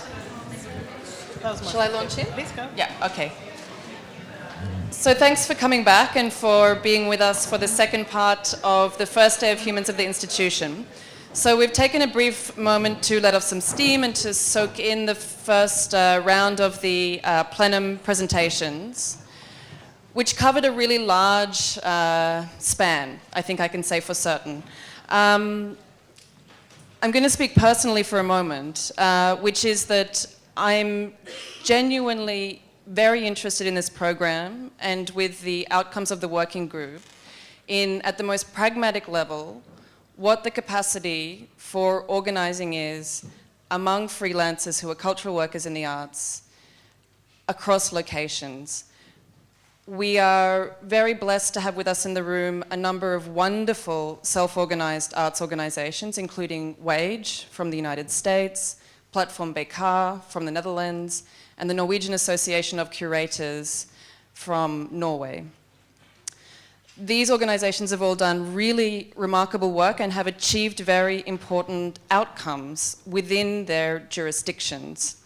However, something that is a hallmark, I think, of freelancers, as Anna noted from the research that's been conducted by the Norwegian Association of Curators, is that the working conditions often involve shuttling across jurisdictions and needing to renegotiate conditions among them. As I think Natasha has demonstrated, sometimes the capacity to open up mobility can be something that's passed forward and leveraged as a benefit. I think, as we've also seen, sometimes it can involve the possibility of insensitivity towards local concerns. And I think Rachel touched on that this morning in terms of the managerialism that tends to wrap the curatorial figure. So something that I'm particularly concerned with, or that I'd like to raise for this conversation, drawing upon the morning, is what's the possibility for developing infrastructures of human capital, of human, not capital, what am I talking about?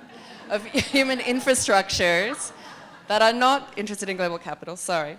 And are there ways that international connections can support this? So the very first question I wanted to pose a little bit directly was, again, with Rachel's presentation in the back of my mind, but speaking first of all to Charles, as to whether this idea of demodernizing implies a condition of relocalizing. But I want to ask that also very pragmatically in the conditions of the Van Abbe Museum, where there was not so long ago a major crisis in funding, upon which the international art community was called upon to defend the museum and to indeed substantiate its value and its need to be continued. So I'd like to ask you to respond to whether that's implied in your notion of demodernizing, but also where the double bind is in terms of what is latent within quote-unquote localism as a conservative nativism, you know, which in Europe can tend to fascism. So that's a first question. Yeah, it's a bit packed. Gosh, where to start? I mean, I have a whole thing about demodern, so and I can't really repeat it here. Maybe I can tackle it by sort of explaining that, by telling a story. That's always a good way, which is the story of the Van Abbe Museum around that time. And I think that in 2011 there was quite an aggressive attack from the Social Democrats particularly, saying that the museum was disconnected from the city and that was elitist and that should either follow a more populist viewpoint or should try and change its policy. To be very honest, I think they were right. You know, and I think that everything that we've learned from that moment has been to try and connect back with Eindhoven as a city, which not only in my time, but I think in my predecessors was, even you see the architecture of the new building turns its back on the city. It kind of exhibits disgust and contempt towards its place. And I think international art field often does exhibit contempt and disgust towards its place. And I think, you know, the questions of the Indigenous in Canada and things like that are also parts of that element of disgust that the international art world exhibits towards having to be located. It feels like it's being chained.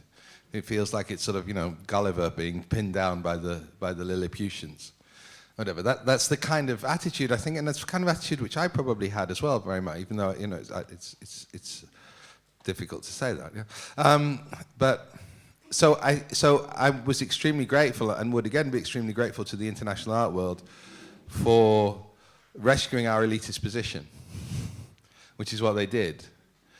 But the fundamental change did not come from trying to rely more on the international art world, but came from trying to change our relationship to the city. And now the city, the last time the city met, and it's in discussion now, but they said, you know, the museum that we have, actually we want it to be what it is, and it doesn't need to have any more visitors. And that was from the Social Democrats.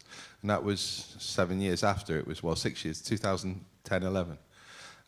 Was the attack, and that's changed because we've changed, not because they've changed, I think, particularly. I think we've still got a long way to go, but I think, you know, part of that change is also convincing people that talking about the women who are in that plantation factory in Sumatra as being people, about how on earth can those people be present and be represented and have a voice within the institution, persuading people that that's actually a relevant question also is, you know, politically interesting from our point of view. It's not populism, I don't think, but it does locate it again. So I think, you know, in the end, I was very nervous when the attack happened. I won't deny it, yeah, but I think that it was actually a valid critique. And I think if we can't learn from the critique, if we can't change our position, if sometimes the left really annoys me because it always goes back about, but you once said this, so therefore you're completely invalidated. How on earth is there ever going to be a possibility of persuading people if you had always to be correct from the beginning? And changing your position is impossible. And so I think changing the position is something that should be embraced in many cases. And this embrace is something that I feel we're trying to do, and we're still learning. And there aren't many. The interesting thing is maybe in terms of this idea of the demodern, which is a, you know, sort of an intellectual framework, but it's not something we have to communicate on to everybody.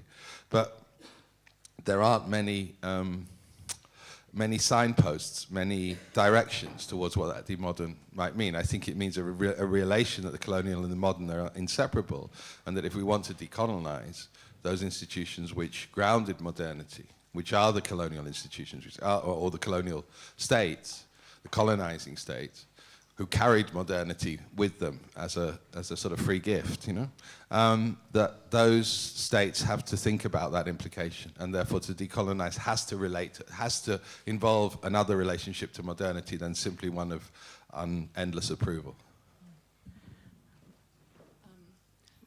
can I link it across one time? I'd like to throw that set of thoughts forward also to Lara in terms of, again, this double bind of the impossibility, as I think was such an excellent frame that you gave to a certain condition of practice, the impossibility of a desire to be internationally connected, which is somehow constitutive of what contemporary art is, versus a necessity to be locally responsible. And this amazing example you gave of an impossible museum that is there within a location because it must be there in order to prove itself to an international system.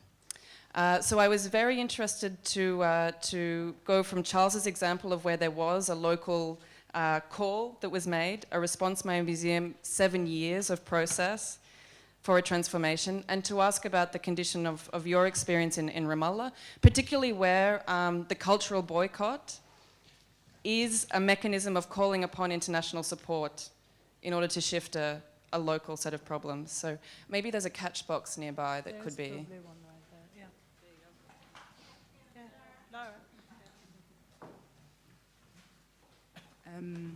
Yeah, maybe I should make it more clear also, this kind of impossible museum, or this set of impossibilities. Because it is, in a sense, right, possible. Now you have the Palestinian Museum, the Yasser Arafat Museum, museums which in particular are national museums, even though they might not be set up as, but they perform, the nation.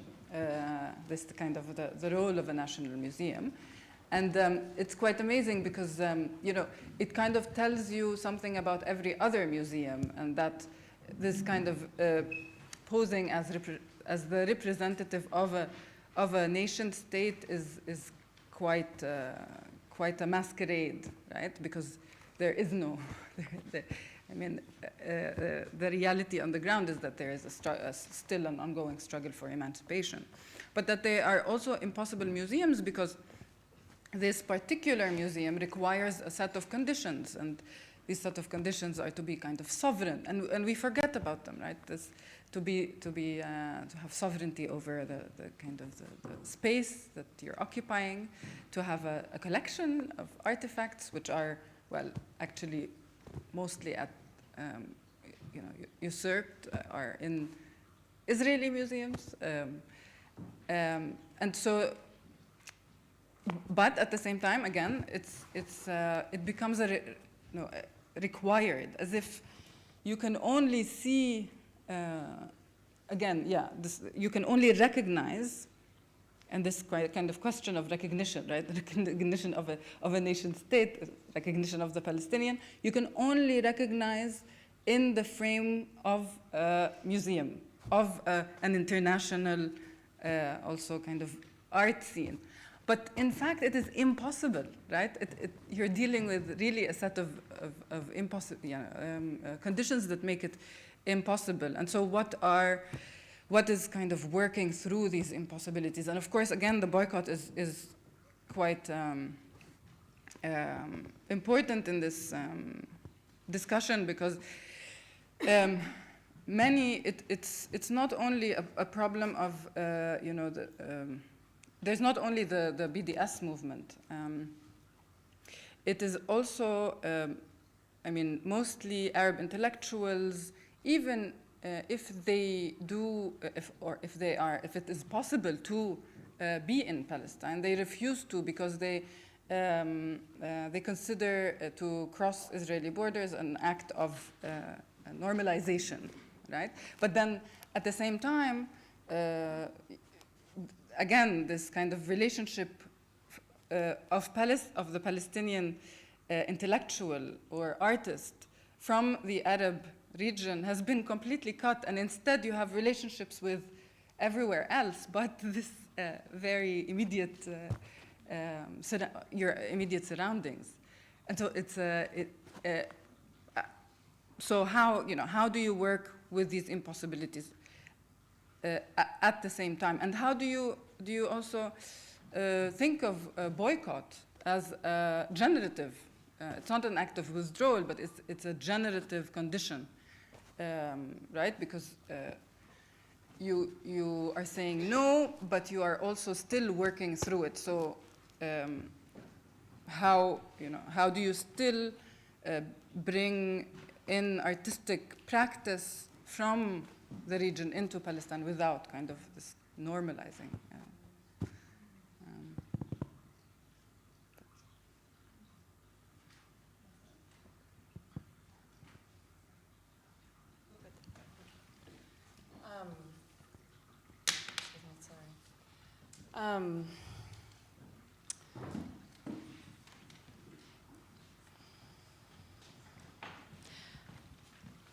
In that connection, I'm interested to continue to burrow into the artist, the curator in particular as a figure, and what the role of the curator is, and why the curator is in an exemplary way caught up in these double binds. And I was interested to ask also to Alan about the condition of being an artist stepping forward to do curatorial work, because it often seems to be the case that that's particularly endemic within contexts that are somewhat, let's say, marginal, or where there's a lack of curators and institutions stepping forward and doing this work. And so it seems as though it's therefore, again, to think of Rachel's work this morning, it's therefore a curatorial labor that's built of responsibility for practice, rather than, for example, say, like institutional repetition. So I'm interested to ask, your perspective on that, particularly in the possibility for transformation in the States. From the white cube to the blue cube. It seemed actually to be a problem that I was trying to solve as I would solve an art problem. And it didn't seem that complicated, actually. It seemed like somebody needed to convene different groups of people who weren't aware of each other and weren't, in discourse with each other, and just provide a situation where that could occur, in a guided sort of way. So that particular role of that curators really have, professional curators, of bringing people together for discussions, not just having the artwork, but also making the relationships. I think that's the important part, and our curators just weren't doing it, and the institutionalized curators are so market bound. So we just found a space, a sort of third space, if you will, and our partnership was sort of based that way too. Like, I taught at RISD for years, but I'm not within that institute. I've stopped that, and I'm not within any institution. If there's some sort of vague indigenous, solidarity that's floating around the world right now, I feel like I'm in that, but it's not formalized. And so I was able to sort of create this partnership that was outside of a typical partnership situation with an institution. And it's, it seemingly worked. It's, post-commodity is, quite hot right now, and they're traveling the world and they're doing different things, but they noticed that when they had a show at Art in General last spring, that their reception in New York was very different. Different people were showing up. Different conversations were being sort of programmed into their show and other shows. And now there's this sort of,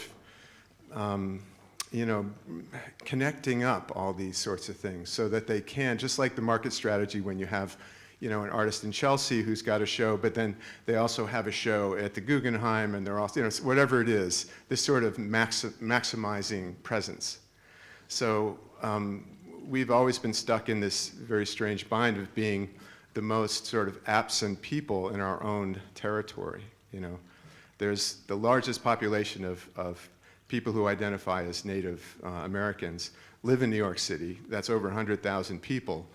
But we don't look like Plains Indians, all of us. So we're somewhat invisible, within our own situation. So again, just looking for ways of changing that. Yeah. I was just wondering if in that has dialogue, and again, I'm interested about this sort of, okay, so again, from my own practice, I'm constantly interested in arbitrage in a certain way. So I'm going to speak for a second about Frontier Imaginaries, which is one of the co-organizers of the program. And in terms of the possibility of mobility, to a certain extent, Frontier Imaginaries was founded because of the proposal of an idea of a settler region, which would be that the settler colonies, being Australia, America, Canada, Israel, formerly South Africa, maybe still South Africa, constitute a region, but one that's not geographically connected, one where the conditions on the ground are complex, to follow from Charles's conversation. And so the effort of the institution, or faux institution being me and a couple of people writing grants, right, was to try to leverage the inherent mobility of contemporary art in order to stage encounters between folks that have rebellious practices within those spaces but maybe don't have access to each other. And so I'm interested to ask specifically if access to colleagues from, for example, Australia or Canada has been important to the work that you and your colleagues have been trying to do in New York, and if so, how do you access each other and nurture what that human infrastructure is, to use the term of the day? Absolutely. These encounters, which have been informal and have taken place in biennials and residencies and this and that all around the world, it's just created this sort of energy. And we're not sure exactly what to do with that energy, so we want to sort of disseminate it in useful places. My effort was to try to harness some of that energy. So many amazing people come through New York, and you're lucky if you hear about it sometimes. So we're also working toward a network so that these sorts of, if people are coming through, they're doing projects that we can have a sort of tracking of things in order to lend solidarity, in order to lend visibility and support. So that thing is already sort of engaged right now in different ways, and it's popping up, I think, in different ways everywhere. But public support for the arts is miserable in the United States, and I did a little comparison before our first event. I think it's less than 49 cents a person or something like that, arts funding in terms of taxation in America.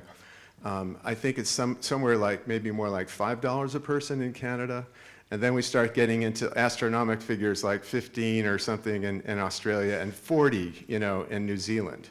So imagine that. And then I think almost everyone that has state funding that are in, quasi-democracies benefit. And the discourse is much more developed in places like Canada, I think, than in the US, the lower 48 anyways. And I think that's, people are going to, Nicholas Gallinan, one of our artists, went to get his master's in Aotearoa, New Zealand, rather than in Canada, the US.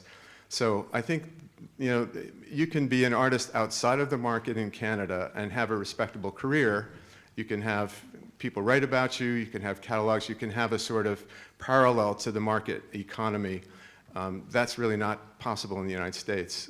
So I'm all for state art funding, however fucked up it is. Yeah.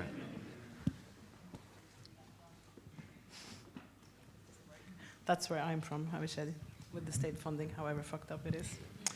I was wondering if there are other comments from the floor. Yes. We're going to force you to use the box because we're going to hold on to our microphones. I wanted to ask a question to Charles. I think it was interesting what you were saying about, I can't remember how you put it. I think it was something about demodernizing away from the white hue. Two things, actually. One was the demodernizing away from the white cube, and I think it was really interesting because almost every Western museum has somehow imperial connotations. And I was really interested when you put up those two pictures, the two slides, and we're talking about the idea of somehow incorporating this hidden history within new types of presentation or exhibition making or institution building. And I was really curious. I couldn't picture what you meant by that. You were talking, this future was really nebulous to me, and I wondered if you had any kind of idea of what that looked like. And then just the second part of that question was, you then talked about the idea of us or we being hospitable and hostile at the same time. Whenever Western institutions talk about hospitability, I always get quite suspicious. So I was wondering about who the we were in that equation. And I think Natasha mentioned it actually. I was thinking about it, and then when she came to speak, she mentioned this idea about this globalized we. And so in your context, I was just wondering who the we were and what this notion of the future demodernized institution might look like. Here. Thanks. Thanks for the cube as well. Gosh, it's quite. I mean, it's glib to say it, but it would be nice if you saw the museum, because then you'd see some of the ways that it's materialized in exhibitions, which I don't think I can describe. But I mean, one thing is that the images that you saw are. There is a whole exhibition in the basement of the museum, so in the roots of the museum, about this whole question, which includes the production of tobacco, the factory, the way it was produced, the dependence that the institution has on that whole mechanism, which begins with those women in Sumatra and Delhi. So that's present. So if you come into the museum, you see that, and you know that. That wasn't present until about 2 years ago, so that recognition of it. So it's in a relatively straightforward exhibition, but it's present. The other way maybe is we've done a project called Making of Modern Art, which gets rid of the white cube entirely and tries to tell the story of the making of modern art as a fiction, as a story which was created by a few white men from the 17th century until Alfred Barr in 1929 or 1936, arguably, in New York. And kind of then it more or less stopped, although the artists kept on experimenting with the institutions. And the we is a very specific we. It's the we that has, in my case, the power of being the host, because you have to have a host in order to be hospitable. You have to take that role, and that's the institution. That's the museum. And the we was definitely not any kind of global or generic. It was like the we of the people who work in that institution, and who through their employment by a city council have a certain collective identity because they have the same badge in a certain sense. Yeah, so that collectivity is something which has the power through the resources that we're given by taxpayers and by other people, but 70%, 60, 70% by taxpayers, to make invitations and to be hospitable. And I was saying that alongside that notion of hospitality, there's always an implied hostility, yeah? In the word itself and in everything. There's always hostility exists within hospitality, which is why you're right to be suspicious of it if it's offered in a certain sense, or at least to think what's the exchange that's going on, what's the rules of this exchange between being a guest and a host, yeah? how that exchange is operating. And clearly there are radical versions of hospitality, a la Derrida and things like that want to reverse those fields. I mean, that theory is clearly present, but also this question of the hostility was, for me, interesting to introduce into that equation at the moment, because of the hostility of what Sabina spoke about in terms of the hostility of the political field, and who do we want to be hostile to? And that we is, again, an institutional we that is identified. I can name the people that I mean by that we as individuals. But they are not only individuals, they also operate collectively because of that institutional framing that they have. Thank you. Any other comments to that? It's a very quiet room. Don't get to throw it. I'm curious. I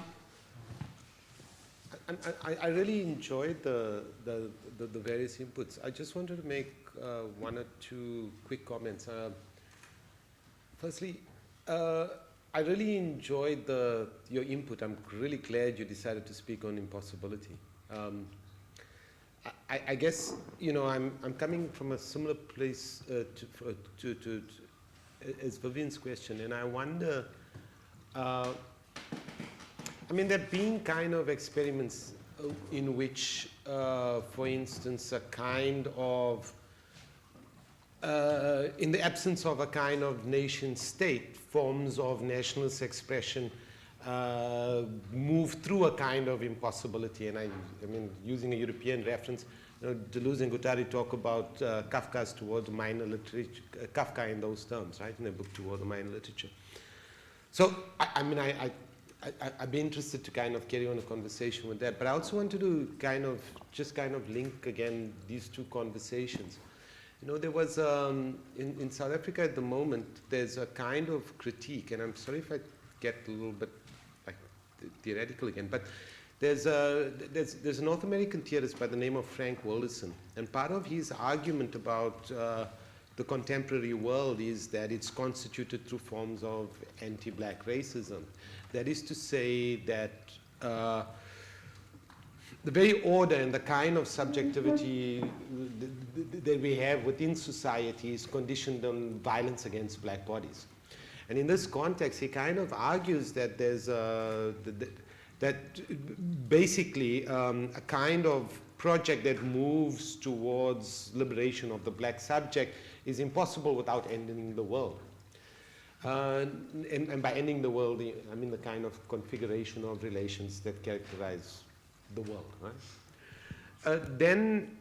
But there's also a kind of another thread that I'm struggling to think about how, of where I kind of fall with this, in this. My own political inclination is towards a constitutive political project. So the kind of, the limits of, for instance, the anti-privatization forum, this was always just an anti-privatization forum. And, you know, the kind of movement that's emerging in South Africa is a movement about fallism. You know, roads must fall, fees must fall. And there's a kind of lack of an orientation to a constitutive project. Now, it might be that a constitutive political project is not possible. But I'd like to think that, you know, if I kind of, you know, Chatterjee's Our Modernity and kind of an attempt from a kind of Indian scholar to think about modernity through another perspective becomes something else. Or, you know, Hart and Negri's kind of recent Commonwealth says something like, you know, the modernity is, you know, they speak about the series, modernity, coloniality, racism. But then they offer the possibility of an alter-modernity. And you know, just to the extent that, I mean, many of the kind of values that we kind of embrace, although I mean, it's to say that they only come in the modern context might be a problem, but like things like autonomy, democracy, so on, are things that I want to still hold on to. And I guess the question is about then how we hold on to those kind of certain kinds of forms that we associate with modernity, including pipe water. You know what I mean? At the same time as we challenge the kind of systemic forms of oppression that modernity has become so closely linked to. I'm not sure what that would be, but I wonder even that we're even speaking about this in the context of a particular modern form of representation of art in relation to a museum, whether we're not already still talking about an alter-modernity rather than a demodernization. Okay, but sorry for rambling. Does Charles want to respond? No. But then I'm curious to throw it forward. I would like to ask Carol, wherever you are. Where is she? She's back there. Carol, could you, I'm just interested to throw this to you.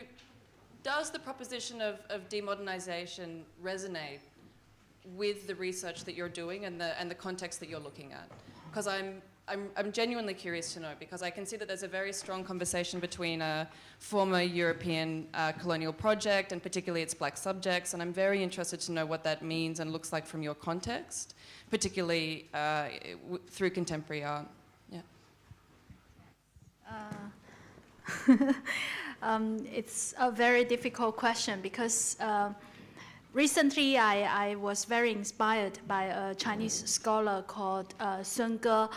Her research is very much about the idea of Asia as a methodology, not Asia as a fixed place or identity, but Asia as horizon and a process of understanding who we are and what kind of foundations on which we are operating, and also we are articulating all these problems. And the idea of deep modernization, deep modernity, for me is also perceptions or notions that we need to make it related to specific context, but not universalize it as a horizon for all. So I guess the starting point to examine these conditions and to try and articulate these situations is actually to make a lot of terms that we take for granted, that we just articulate out of habits or out of our own very specific context, to make these terms, to re-question these terms, to re-question their universal applicability of these terms. I'm also curious to know, just by way of information, in the research that you did, again bearing into this figure of the curator and where and how it emerges, the fellow that had convened this exhibition in Guangzhou and who is responsible for the judging, what was his formation as a curatorial figure? You know, how had he become an expert on art, and what was his how do you say, constellated position in terms of the local matrices of market and state and artist communities? Before, as I said in my presentation, before he became a curator, he was a translator of Western art theories and histories to China, into Chinese. And in 1989, he was commissioned by a publisher to write a history of contemporary art in China of the decade from 1979 to 1989. And in the beginning, he declined because he felt all the practices in China were simply copies of Western practices. He has translated so much theories of Western practices, and he was a close friend to many artists who were active through the 1980s and the 1990s, and he felt that all his friends were doing were just copying their Western counterparts and emulating their Western models and role models and artists.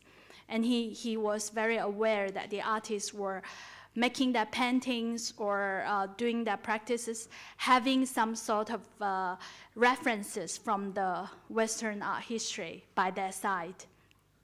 But when the student movement happened in 1989, it occurred to him that as a practitioner in China, he wanted to understand the meaning of such desires of his colleagues and artist friends to emulate the Western models. He wanted to understand if these kind of practices had meaning.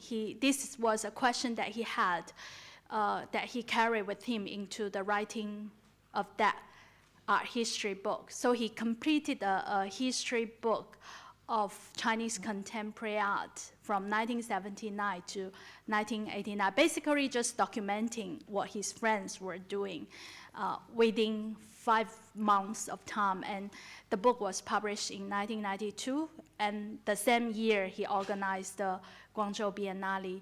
And at that time, he genuinely, like many people in China, he wasn't a singular case. It was a conviction that many intellectuals and artistic practitioners believed that the market could be a horizon for democracy, for legitimacy of a social position for contemporary art. So he and his colleagues, many of them were art critics and curators. They were not market operators. They threw themselves into this operation. And in the publication he made for the Biennale, the title was called Ideal and Operation. So he has an ideal, but he believed that ideal should be realized through a series of operations, very manipulative terms, the term of operation. And also at that moment, he had the possibility to do so, because through the 1980s, the idea of enterprising was also introduced by the government into the society. So I'm arguing that his vision for contemporary art was very much embedded in the state discourse and vision for the society. It was also part of the process of what was called by the Chinese philosopher Wang Hui as a depoliticization of Chinese society. So from the point of 1989 onward, the Chinese society went on the process of depoliticization, meaning to that people are distant or become less engaged in ideological issues and political contexts and more occupied by the idea of the market. We have also a comment over here. Yeah, it's a question to anyone, so in maybe that sense it's a rhetorical question. And so I would just like to return to what Sabina was saying earlier. This was a question, how do you share your strategies with comrades in need? I think this was a question. And I was just really wondering, how can you share these strategies transregionally or transnationally without, becoming this universalizing platform, what Charles was saying, but also without, quote unquote, being an interesting case study. So can we actually share these strategies? And for instance, just to give a case study, I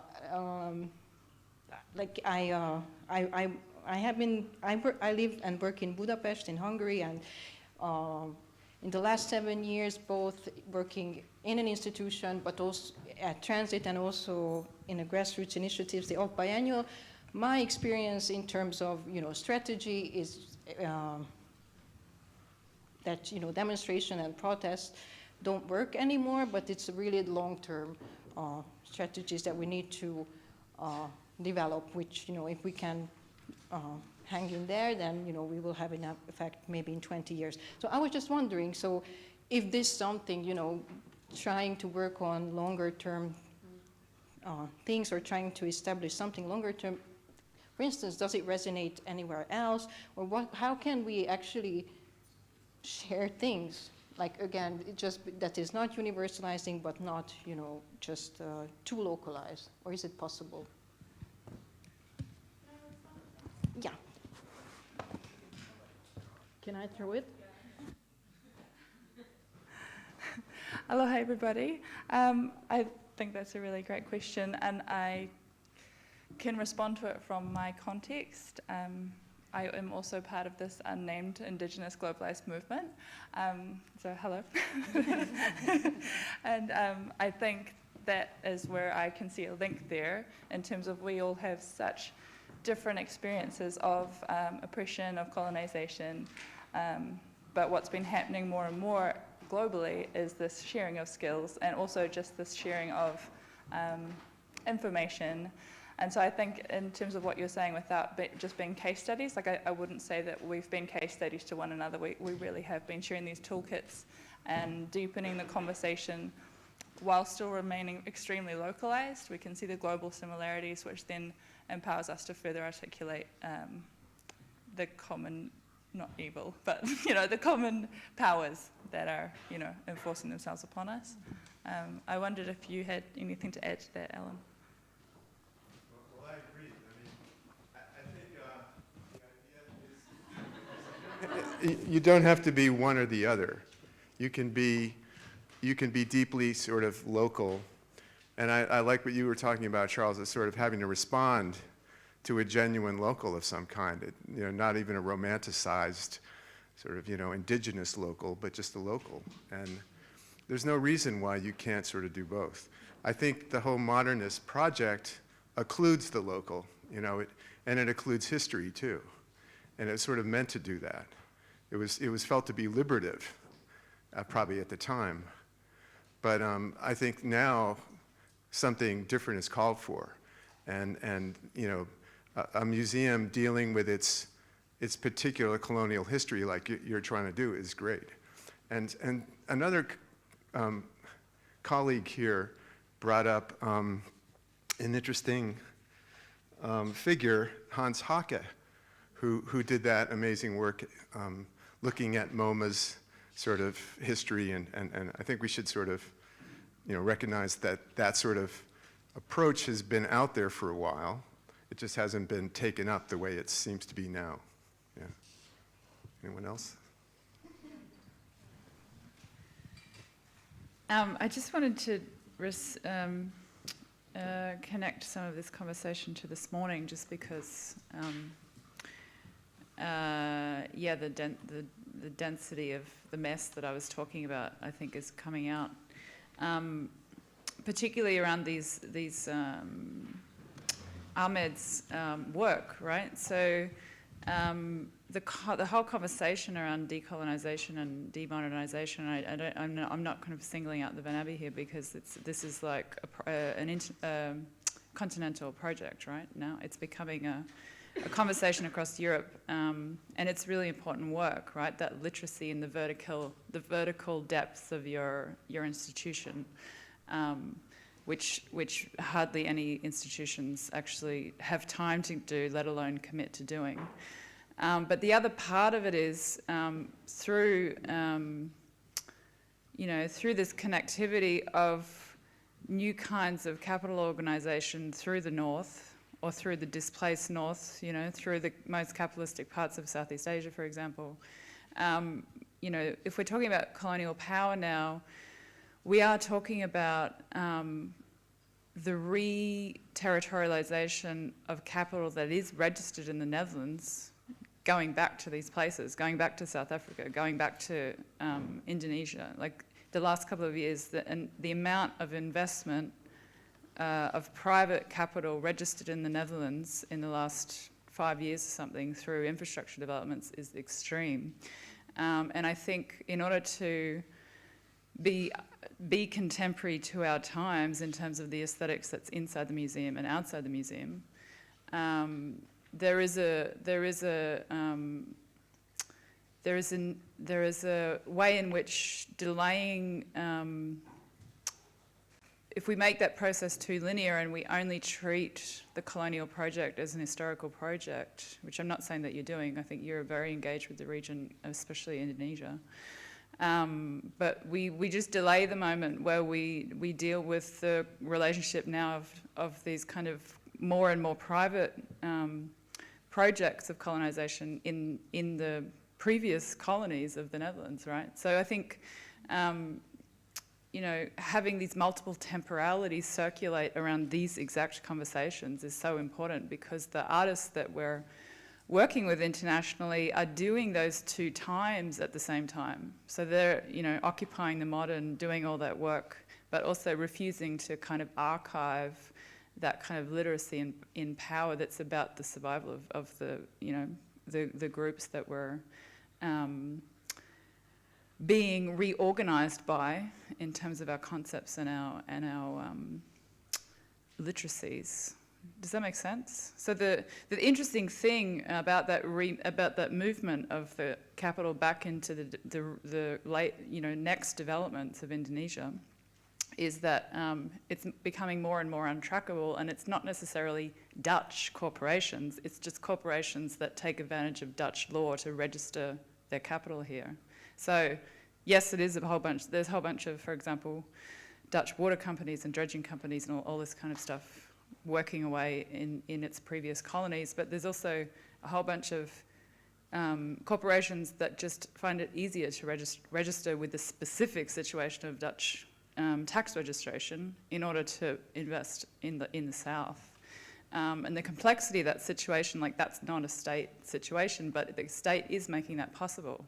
So that's why there is this double movement between like specific, becoming literate in specific corporations and what they actually are, and the way that the state allows that to happen makes that still a kind of democratic pushback project that makes the museum extremely relevant to that kind of situation. Yeah.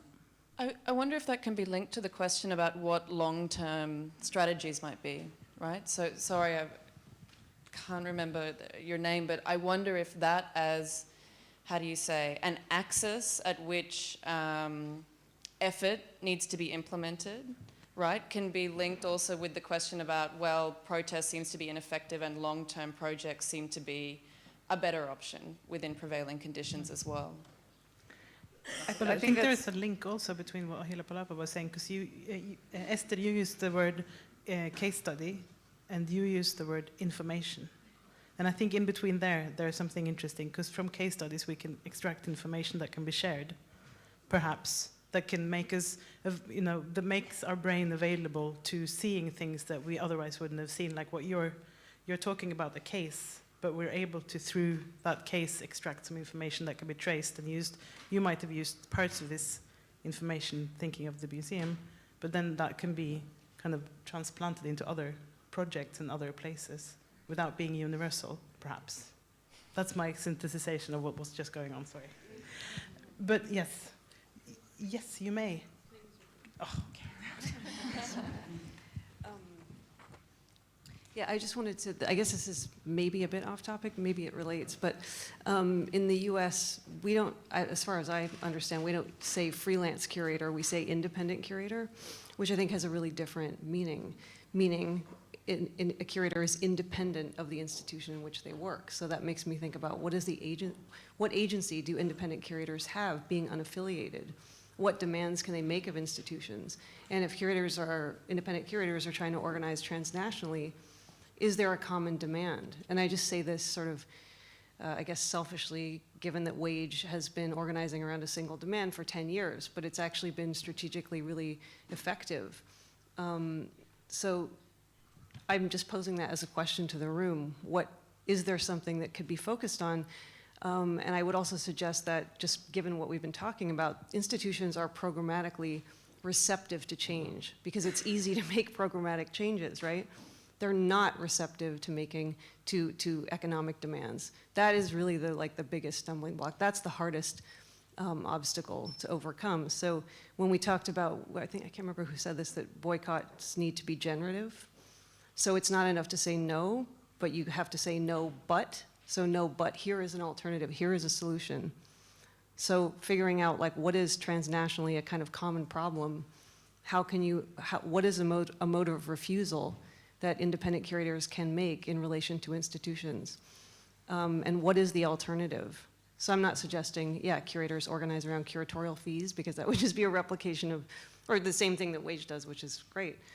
But I think there's a lot of agency that independent curators may have. It's just a matter of understanding how that applies transnationally across all of these this really uneven neoliberalization. And that's what's clear from these presentations, is how incredibly uneven the developments have been, so.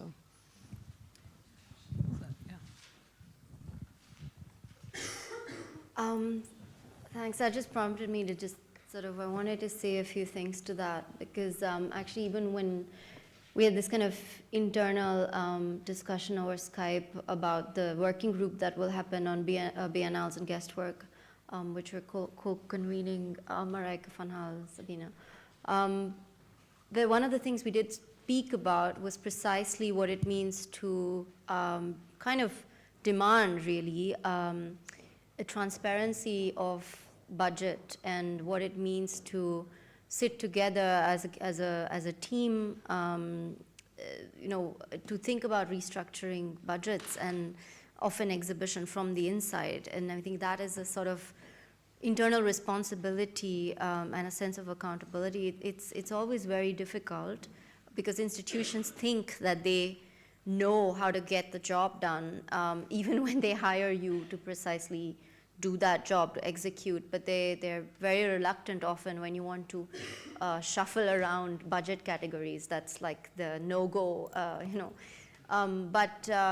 mean, again, I personally have tried to do that, and I've struggled and to try and make those things happen. And I also would acknowledge the kind of work that Vivian and I were doing when we started our project Landings from the Netherlands, where we decided that working as two curators, different really from forming a collective, but actually we were just sort of trying to say, okay, what does it mean to introduce a certain kind of continuing agenda within an institutional's formats and within, and to really break down again budget spending, the budgets when it even comes to like educational collaborations that we made, so that there was just more space for us to make certain invitations, to invite theoretical positions that were not circulating within the artistic field at that point in time. So I don't know, just these were certain small things. And I do agree with you very much that I'm definitely for the term of independent curator versus the freelance curator, really. And I think the independence is also about owning your time, really. And it's the thing that I'm noticing more and more is that institutions really sort of start to stress on how they seem to think they own you by pressing you into taking over more of your time. And I think this is something we have to be very, very cautious about, especially when we saw that clock there, the artwork. I mean, I think independence precisely means that you can make time to be at such a place and spend the 2 days in being together and talking. So yeah, thank you. You can just, yeah, do you wanna, there's also.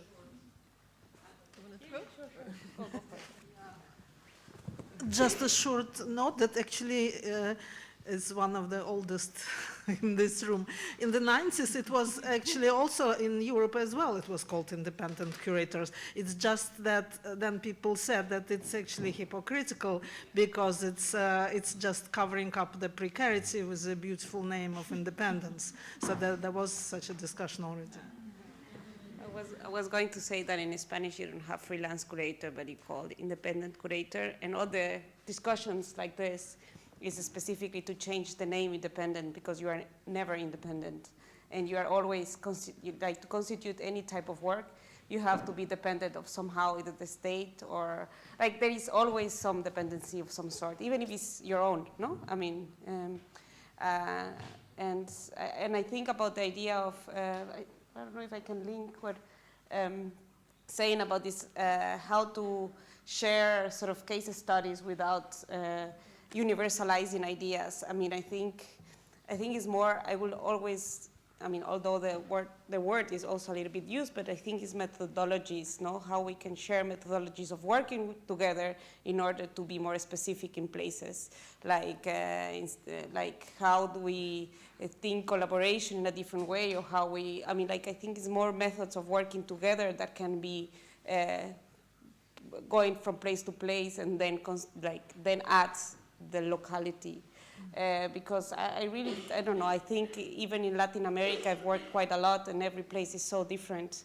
And even with the same language, same colonial history, more or less same problematics, you could say in certain extent, it's so hard to go from one place to the other and say like, okay, this is a case study. But I do believe that is, I do believe about saying that no but also I think yes but, you know, like also I think in certain places where precarity is so bad that you cannot say no because otherwise you have no job or no work or no possibilities or no movement whatsoever. So I think it's also about that. It's like how maybe this is about how finding ways to say yes but, and that's maybe working within the institution like you were saying, hacking from the inside, perhaps. Sorry? Yeah. Non-payment is a universal condition. Non-what? Non-payment. Yeah. It is. Yeah, definitely. Or, yeah. But can I just add something? Because it's interesting what you're saying in terms, and also this discussion about the freelancer and independent. Of course, we've had that before. And the reason why we use freelancer in this context is necessarily to point out that we are dependent. And I think that maybe the parts of the fields of freelance curators' problem is that we need to claim some kind of idiosyncrasy, that this is my practice, thinking of methodology not necessarily as a sharing of political tools, but more of what we're actually doing in the job. And this particularities of everyone's practices is also what's kind of exploding the field a bit, because there is nothing to gel us together, because we don't have this dependency to each other. And I think maybe that's where the term solidarity comes into this context is where if we can find something that binds us together, then we might, actually do something with fair pay. And I have kind of an open question that came to my mind when suddenly we began talking about what I would say cultural formations or replacement of some cultural forms, which is like things distributed in space like white cube, replacing that with sort of formations of hospitality and hostility and this interplay between them. And then we switched again to funding, having this sort of intuition that yes, there are economical demands and cultural demands, and these two are not always or are rarely linked with each other. And then what really interests me is how to link both of them together, because this is maybe for us now the crucial question, and I'm glad that Natasha Ginwala brought up this issue of demanding money for particular projects, for particular, like covering particular parts of the projects that serve particular values to the table. Because yeah, I think that's the way to think now, maybe about the future of the demodern, even if it's not the white cube nor the platform, not a space of any kind. What it might be, what kind of a formation, and how can this formation be funded? I mean, this is a very open question, but I just felt an urgent need to sort of air this idea of linking economic and cultural demands together. Because too often I think that these are just being covered in a split way. I think you're touching on something very, very important. And speaking from now a freelance, I guess, curator, but previous director of an institution, when questions like the ones that Natasha has tried to pose through her practice happens to someone that is in charge of an institution, it actually does sometimes severely question the values of the institution, and I think many institutions are ready to take that critique, let's say. That's just a comment. But please, carry on. Yes. I just want to pass on some hard-won knowledge about big institutions, which just been 10 years of doing wage and getting closer and closer to reforming large institutions, and we're very close with this. But the one thing I've learned, I think this is just is critical and is so banal, which is that big institutions don't want to be told what to do. It's as simple as that, and that's why we have to tell them what to do, I think. Whatever form that takes, because I think this is really, really, I found it so strange. They seem to be so receptive. They seem to want to reform themselves, but when it comes down to it, there's especially at the higher levels of these big institutions, at the board level, but the boards are basically like shareholders at this point, because there's no, as you pointed out, there's so little public funding. There's so much class stratification, and at that level, that's the attitude. So I just wanted to pass that along if it's of any use. Orange. At least in the Latin American context, where some places we don't have either state nor private. So the forms of financial institutions is very hard, and it really depends on people. And it's really, really incredible how people, like if a right person goes to the institution where they have some sort of structure, can really change. So in a way, like when I think of institutions, I think we have to talk with the people behind institutions as well, because you can tell even like when an institution changes directors, you can tell, oh wow, this happened to this institution, and so I think it's also a matter of our responsibility as professionals, and if we get into power structures, how we also have to think in all layers of the pyramid. I think we have a comment from Katerina and then Katja.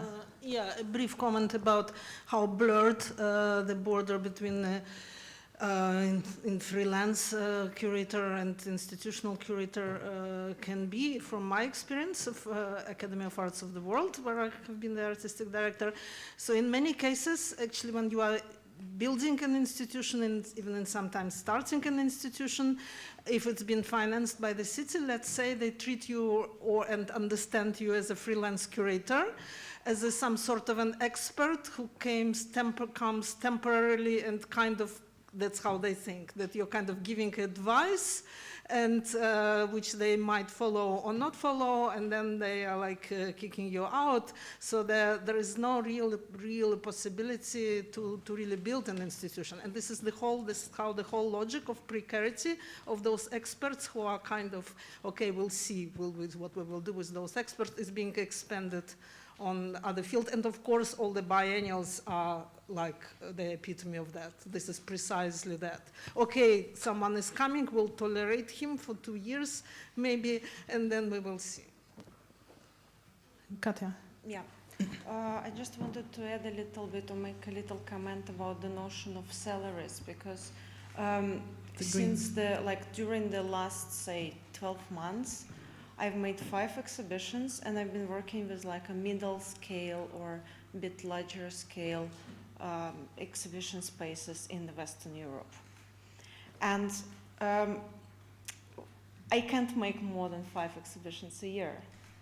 But the salary was maximum generous salary this institution could give within the budgets that they have for their exhibitions, like 10% of the exhibition budget, something like this. And they were good and generous budgets I wouldn't complain to them that my fee has to be bigger. But these institutions, if they would, when I divide this fee into my working hours, my fee is between like €5 to €12 per hour. And it means that even like my yearly income is not fitting even the IND minimal level wage within working of my maximum. And then the question is that maybe the solidarity that we should have, it should be like, and also because when I'm talking to the artists and proposing them the fee that they should get, I feel ashamed because I have to like negotiate with them something that is impossible for them to accept. And when they complain to me, I say, listen, my fee is also little, but what do we do? And when I complain to the institution, they say, listen, our exhibition budget, like if we pay you exactly what you need to be paid, that will be 100% of the exhibition budget. So then we go to the upper level, to the funding body, and then we go to, I think what Ahmed was saying, that the individual precarity should go to the institutional level. That, like, since while we're precarious individually, nobody will ever notice us. But if we are precarious, like together, the artists, curators, and the institutions, because they are precarious as well, then we can do something. Because otherwise, it's just not going to go anywhere. That was my comment. I'm sorry I keep talking about wage, but it's my reference point, but also it's just relevant to this because it's exactly what the next stage of wage is going to be. So the Wagency that I mentioned this morning, the idea is to build a coalition of anybody that opts into adhering to wage standards, which includes institutions. So this is to acknowledge that we're all kind of suffering under the same system and to try to draw attention to the real problem, which is structural and much bigger. So the institutions are not perceived as the enemy. So it's sort of a changing class struggle in that sense, that we all kind of operate together. And this is going to also include buyers and sellers of art. So it's kind of intended to address the whole art ecology. But I'm in complete agreement with you. We're all being squeezed in exactly the same way. So when you turn around and say to and make a demand of an institution, not the ones that I'm talking about that don't want to be told what to do, the smaller ones will say, we can't. You know, that's the culture of non-payment, is also because there is just an inability to pay. So I agree that there has to be a change in who the struggle is directed at. I think that's really important. Yeah, I mean, I can't agree more, but I think also that you have freelance institutions, really, because, like, for example, in Palestine, you have a whole landscape of institutions who live on international funding and who have to change their strategies every, 3 to 4 years when the funding comes and goes, or work on particular, they can't pay their staff proper salaries. I mean, you also have freelance institutions and not only freelance individuals. It's a kind of state of being, in a sense. I think there was an arm in that direction. I can take this one. Hello, I'm reacting now as a managing director of many artistic projects, of institutions, of individual projects, and the fact that we say there is no budget. As an administrative director, I've always been very much against saying that, and although, I mean, it's a fact, I think it's also very much about the notion that the acceptance of that being the case, and I guess we have to start not ignoring, how you say, neglecting that, or just contesting that and say there is basically the money that there is, so if there is not enough, we're doing too much. So there has to be like a rebalancing in that, and I guess the whole discussion will have to start with that, and I'm looking at Amma, I don't know where she is, with the wonderful example that she put out. And I think this is the first start, and maybe also a collective thing to start promoting and say, okay, let's do less. I mean, doing 5 exhibitions, a qualified exhibition, good, is already a lot. And there's no existence there. So I guess that's something that I just want to put out, that it's not the budget that is not there, but it's in maybe to start with a rebalancing of our activities. Yeah, just a note to this. Yes, but as a curator, I can tell you what is the difficulty here. If we are outside of the logic of the white cube, and we all want to be outside of the logic of the white cube, we're outside of the logic of a masterpiece. The less you do, the more expectations you have yourself that those things must be a masterpiece, if you only do like 1 exhibition per life or per year.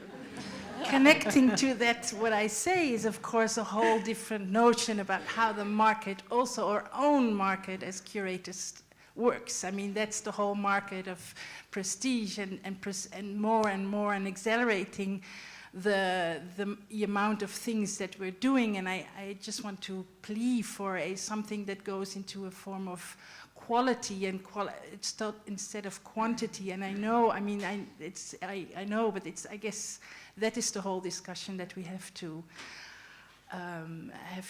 do, because we have to pull ourselves out of that rat race of producing just to be able to compete within that rat race. I guess there is a twist that we have to tackle. I think it's a question of, it's a question of trying to find a way to break that overproduction cycle, because it's absolutely necessary for someone to make their living, of course. Rick, you have to throw it.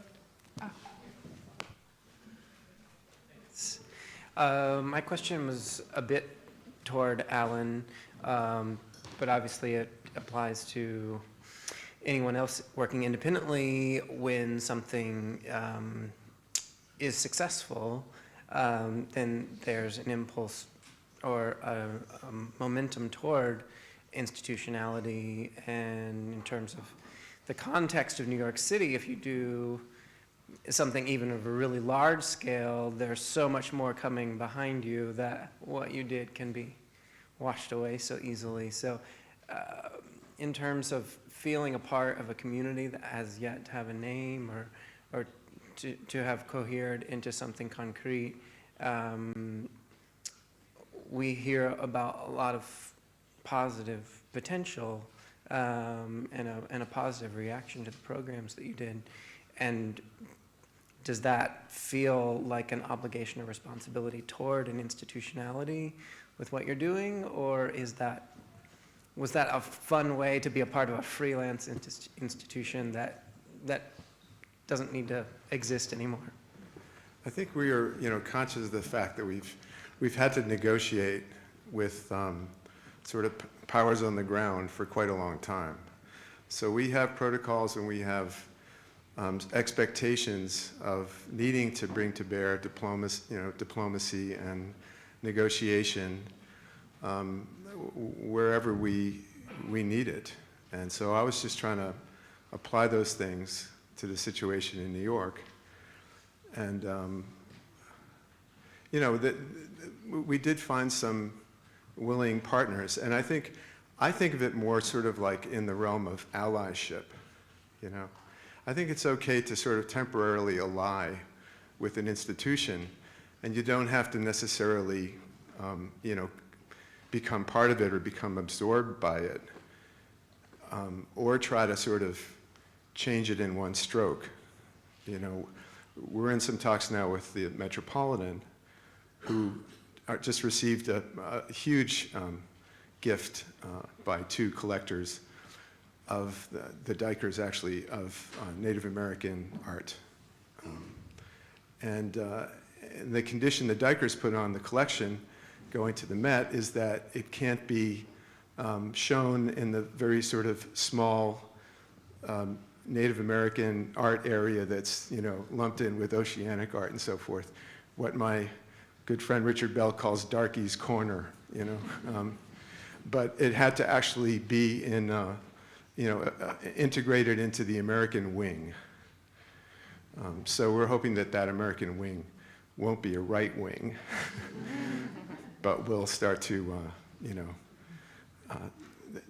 so we're very conscious that we're at the very beginning of certain sorts of changes that might or may not happen, but it's worth going through these stages. Yeah, I don't know if that answers your question. I think this is actually, the last little bit of discussion has been so valuable also because it's a wonderful way to actually lead into tomorrow, which is where we're going to deal with different precarious practices, both independent, freelance, institutional, all of it. But before we wrap up and go for dinner downstairs, we've asked Katja, who is sitting here, and Michelle, who's sitting over there, to just make a few closing remarks. They're both conveners of working groups on Monday, and we wanted also to activate our working group conveners on this floor. Do you want to... you can have my microphone. Thank you. Yeah, it's been a very interesting day today. Well, I thought I would just sort of make a little introduction. I work from the context of Hong Kong, which is also very specific, where so until 1997, a British colony was then just handed over back to China. So colonization just transforms. So that sort of prompted my sort of morning sort of reflection on sort of, in this context, in the conversation that we've had for the whole day, what is the figure of the colonizer? Or who is that? And I think that is a question that I had and that eventually unfolded and got answered over the course of the day, that it could be a corporation, it could be sort of different specific histories that we're dealing with, or even a collection that we are working with. And then the afternoon, what stuck with me was really this notion of modernity. And I think in this room, I don't think we assume that that is a singular form or a singular condition, because at least in Asia Art Archive, where I work for the past 5 years, modernity is in multiples. There are multiple moments where it comes into being. You encounter these moments that form the condition of modernity, depending on where you're from and what you're working with, and what archives become invisible or visible at different times. And I think this is something I think will sort of further unfold as we go into the second day on precarious practices, because we all draw on different histories and that inform our decisions and our practices, et cetera, et cetera. But my last sort of observation is just how many labels of geography and labels of times have come up over the day, in that as we speak about different case studies, and I think case studies are great because it situates us, and that's okay. It's all different, but we'll find the articulation, the vocabulary to speak about these cases and how they might relate and encounter one another. And I've been thinking about this for the past week or so, because I've been on the road a bit, and sort of these sort of labels and geographies and labels of times can really be possibilities of long-distance solidarities. And I say long-distance not only just in geography, but also in time, is that you can see solidarities past time. You can see how things can relate to pre-modern, whatever that means, depending on where you're from, and the contemporaneity that we're in now. And I think this is something that's I would be very keen to continue to explore. I'm also sure that many will continue thinking around those topics on Monday that are taking part in the archives and individuals working group. Oh, you have one. There you go. Yeah, I have it. Yes, The thank orange. you. Thank you very much. It was a fascinating day, and thank you very much, Anne and Vivian, for gathering us today. And thank you, Michelle, because your way of talking about it was very poetic and not so obvious, which on my part I made more like a dry summary of what have been spoken about. And I think like what I noted as the most important ones is that like working through impossibilities to operate, to be visible, to connect, to be connected, to understand each other. Also, when we're speaking about what means to be global, what means to be local, what means to be we, and then the other set of problems is negotiations with the market and being consumed by the market, and the politics and the funding, the context of the funding that we're dealing with constantly, and looking also for the ways to be hospitable and to be hostile towards whom, and also how to be hostile. That was also the question that I had, also like, and towards like to be hostile through the exhibition, through the artwork, or to be like literally somehow hostile at the street or in the museum. And also locality and globality and the possibility to kind of switch between them and to see through them. And then I think what was important also for me and what I'm thinking constantly of is how to speak about forgotten or repressed histories, and how to still work, like talking through them, how to work through all these impossibilities that we just listed. And also being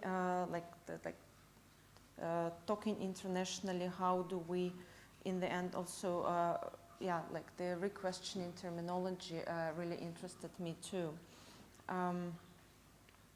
Then the final one, I think the next question that really interested me, actually, because we're able to just together here or together when we travel to the biennales or wherever we gather throughout the year in the world.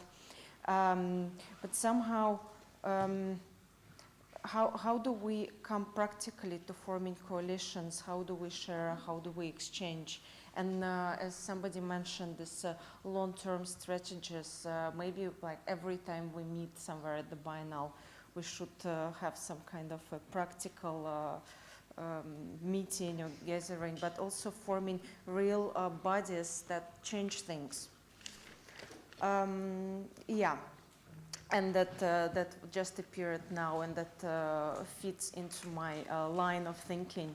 This forming the transnational demand, really practical demand and practical tool for operating and changing something in our economical or cultural infrastructure. Thank you. Thank you so much. Before we do that, though, you have information that you need to give, because I'm not local to Netherlands. How do we get to On Suriname Vereniging? Yes, so we will have dinner. My voice is so loud, it's probably not even needed. So we will now have a lovely evening meal, courtesy of our great friends downstairs who've been feeding us. We're pretty well on time, so for those who would like to join this evening, I know many locals might need to go home, but there's also many people in town just for us, and so for an evening program we've proposed to visit Vereniging on Suriname, which is a really remarkable institution that was established as the Society for the Surinamese community in the Netherlands, and that was in the 20s, and which at a later moment around the independence in 75 had a very important role within independence. A young group called the New Urban Collective were gifted a very large body of books by an Afro-Caribbean sociologist, formed an archive out of it, were asked by the On Suriname to take care of the association's archive, and happened across some very significant histories of Black international activism, particularly by Otto and Hermine Houseveld. So this evening will be opening the first exhibition of that research. It's curated by Imara Limon, who'll be presenting tomorrow. It marks locally a really beautiful moment, and I'm really pleased that it's part of the Amsterdam Art Weekend as well. So, in order to get there, the short process will be to gather after dinner, I'd say at about 8:10, 8:15, and we'll simply walk up to the Haarlemmerstraat and catch a bus that can take us directly across to the east. So, let's say 8 o'clock. It's very easy to remember. 8 o'clock. Sharp, we're leaving. 8 sharp. We're leaving from the entrance of the Veeam Theatre. No, don't laugh. Thanks for a great day. Thank you so much. Really appreciate it.